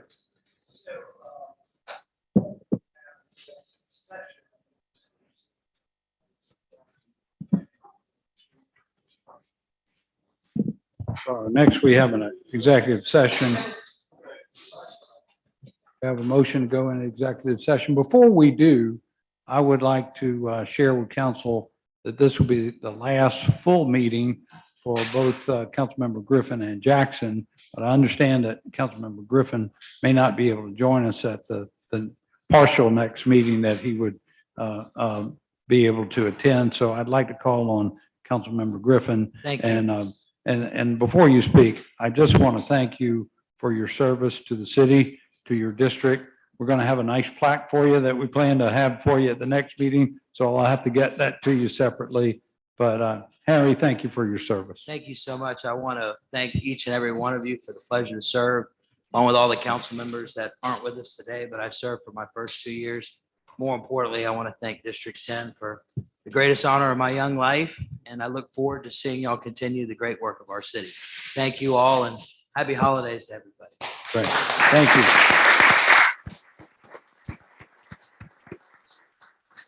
Councilmember Saccharin. I will promise you, I'll be brief. Harry, I just want to say it's been a pleasure. You haven't stepped eye political from a personal standpoint.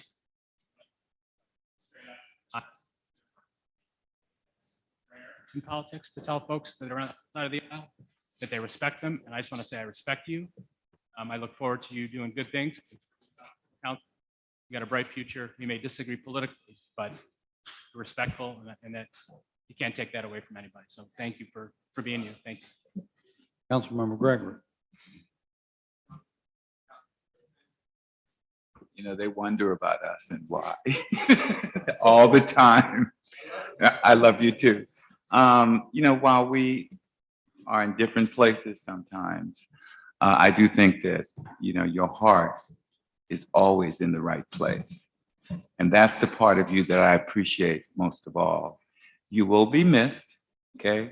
But like I told you earlier, your work is not done, okay? Thank you for being here. All right. Councilmember Waring. Because I'll get a chance to. Yeah, it is. Just starting right now. I do want to say I want to respect the way you prepare for every meeting. There have been people that not only I, none of us have served with, when they sat down, they would literally open their package when they sat down in the seat. That never happened with you. You were always prepared. Now, when people come here and do their homework on behalf of the citizens, that's the true example of public service. You exemplified that. 98% of the times we're on the same page. That's a high compliment, by the way. So anyway, like everybody else, you got miles to go. Look forward to seeing your works in the community in years to come. Thank you. That's sincere.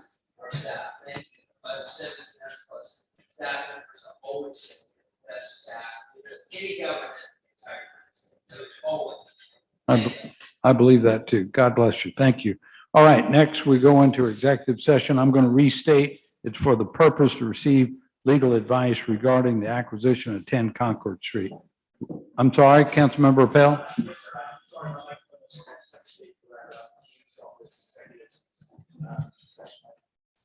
Yes. Okay. Did we have a motion to go into executive session?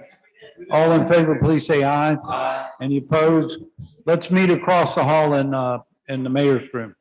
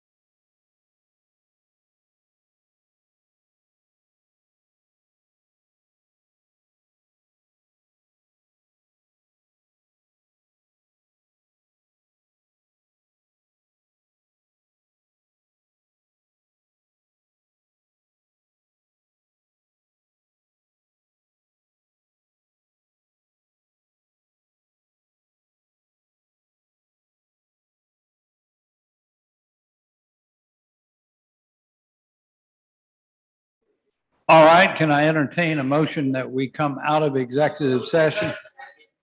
All in favor, say aye. Aye. Any opposed? The ayes have it. Let the record show that no action was taken while we were in executive session.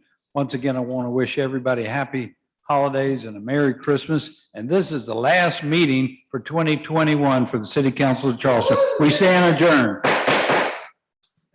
Thanks, everybody.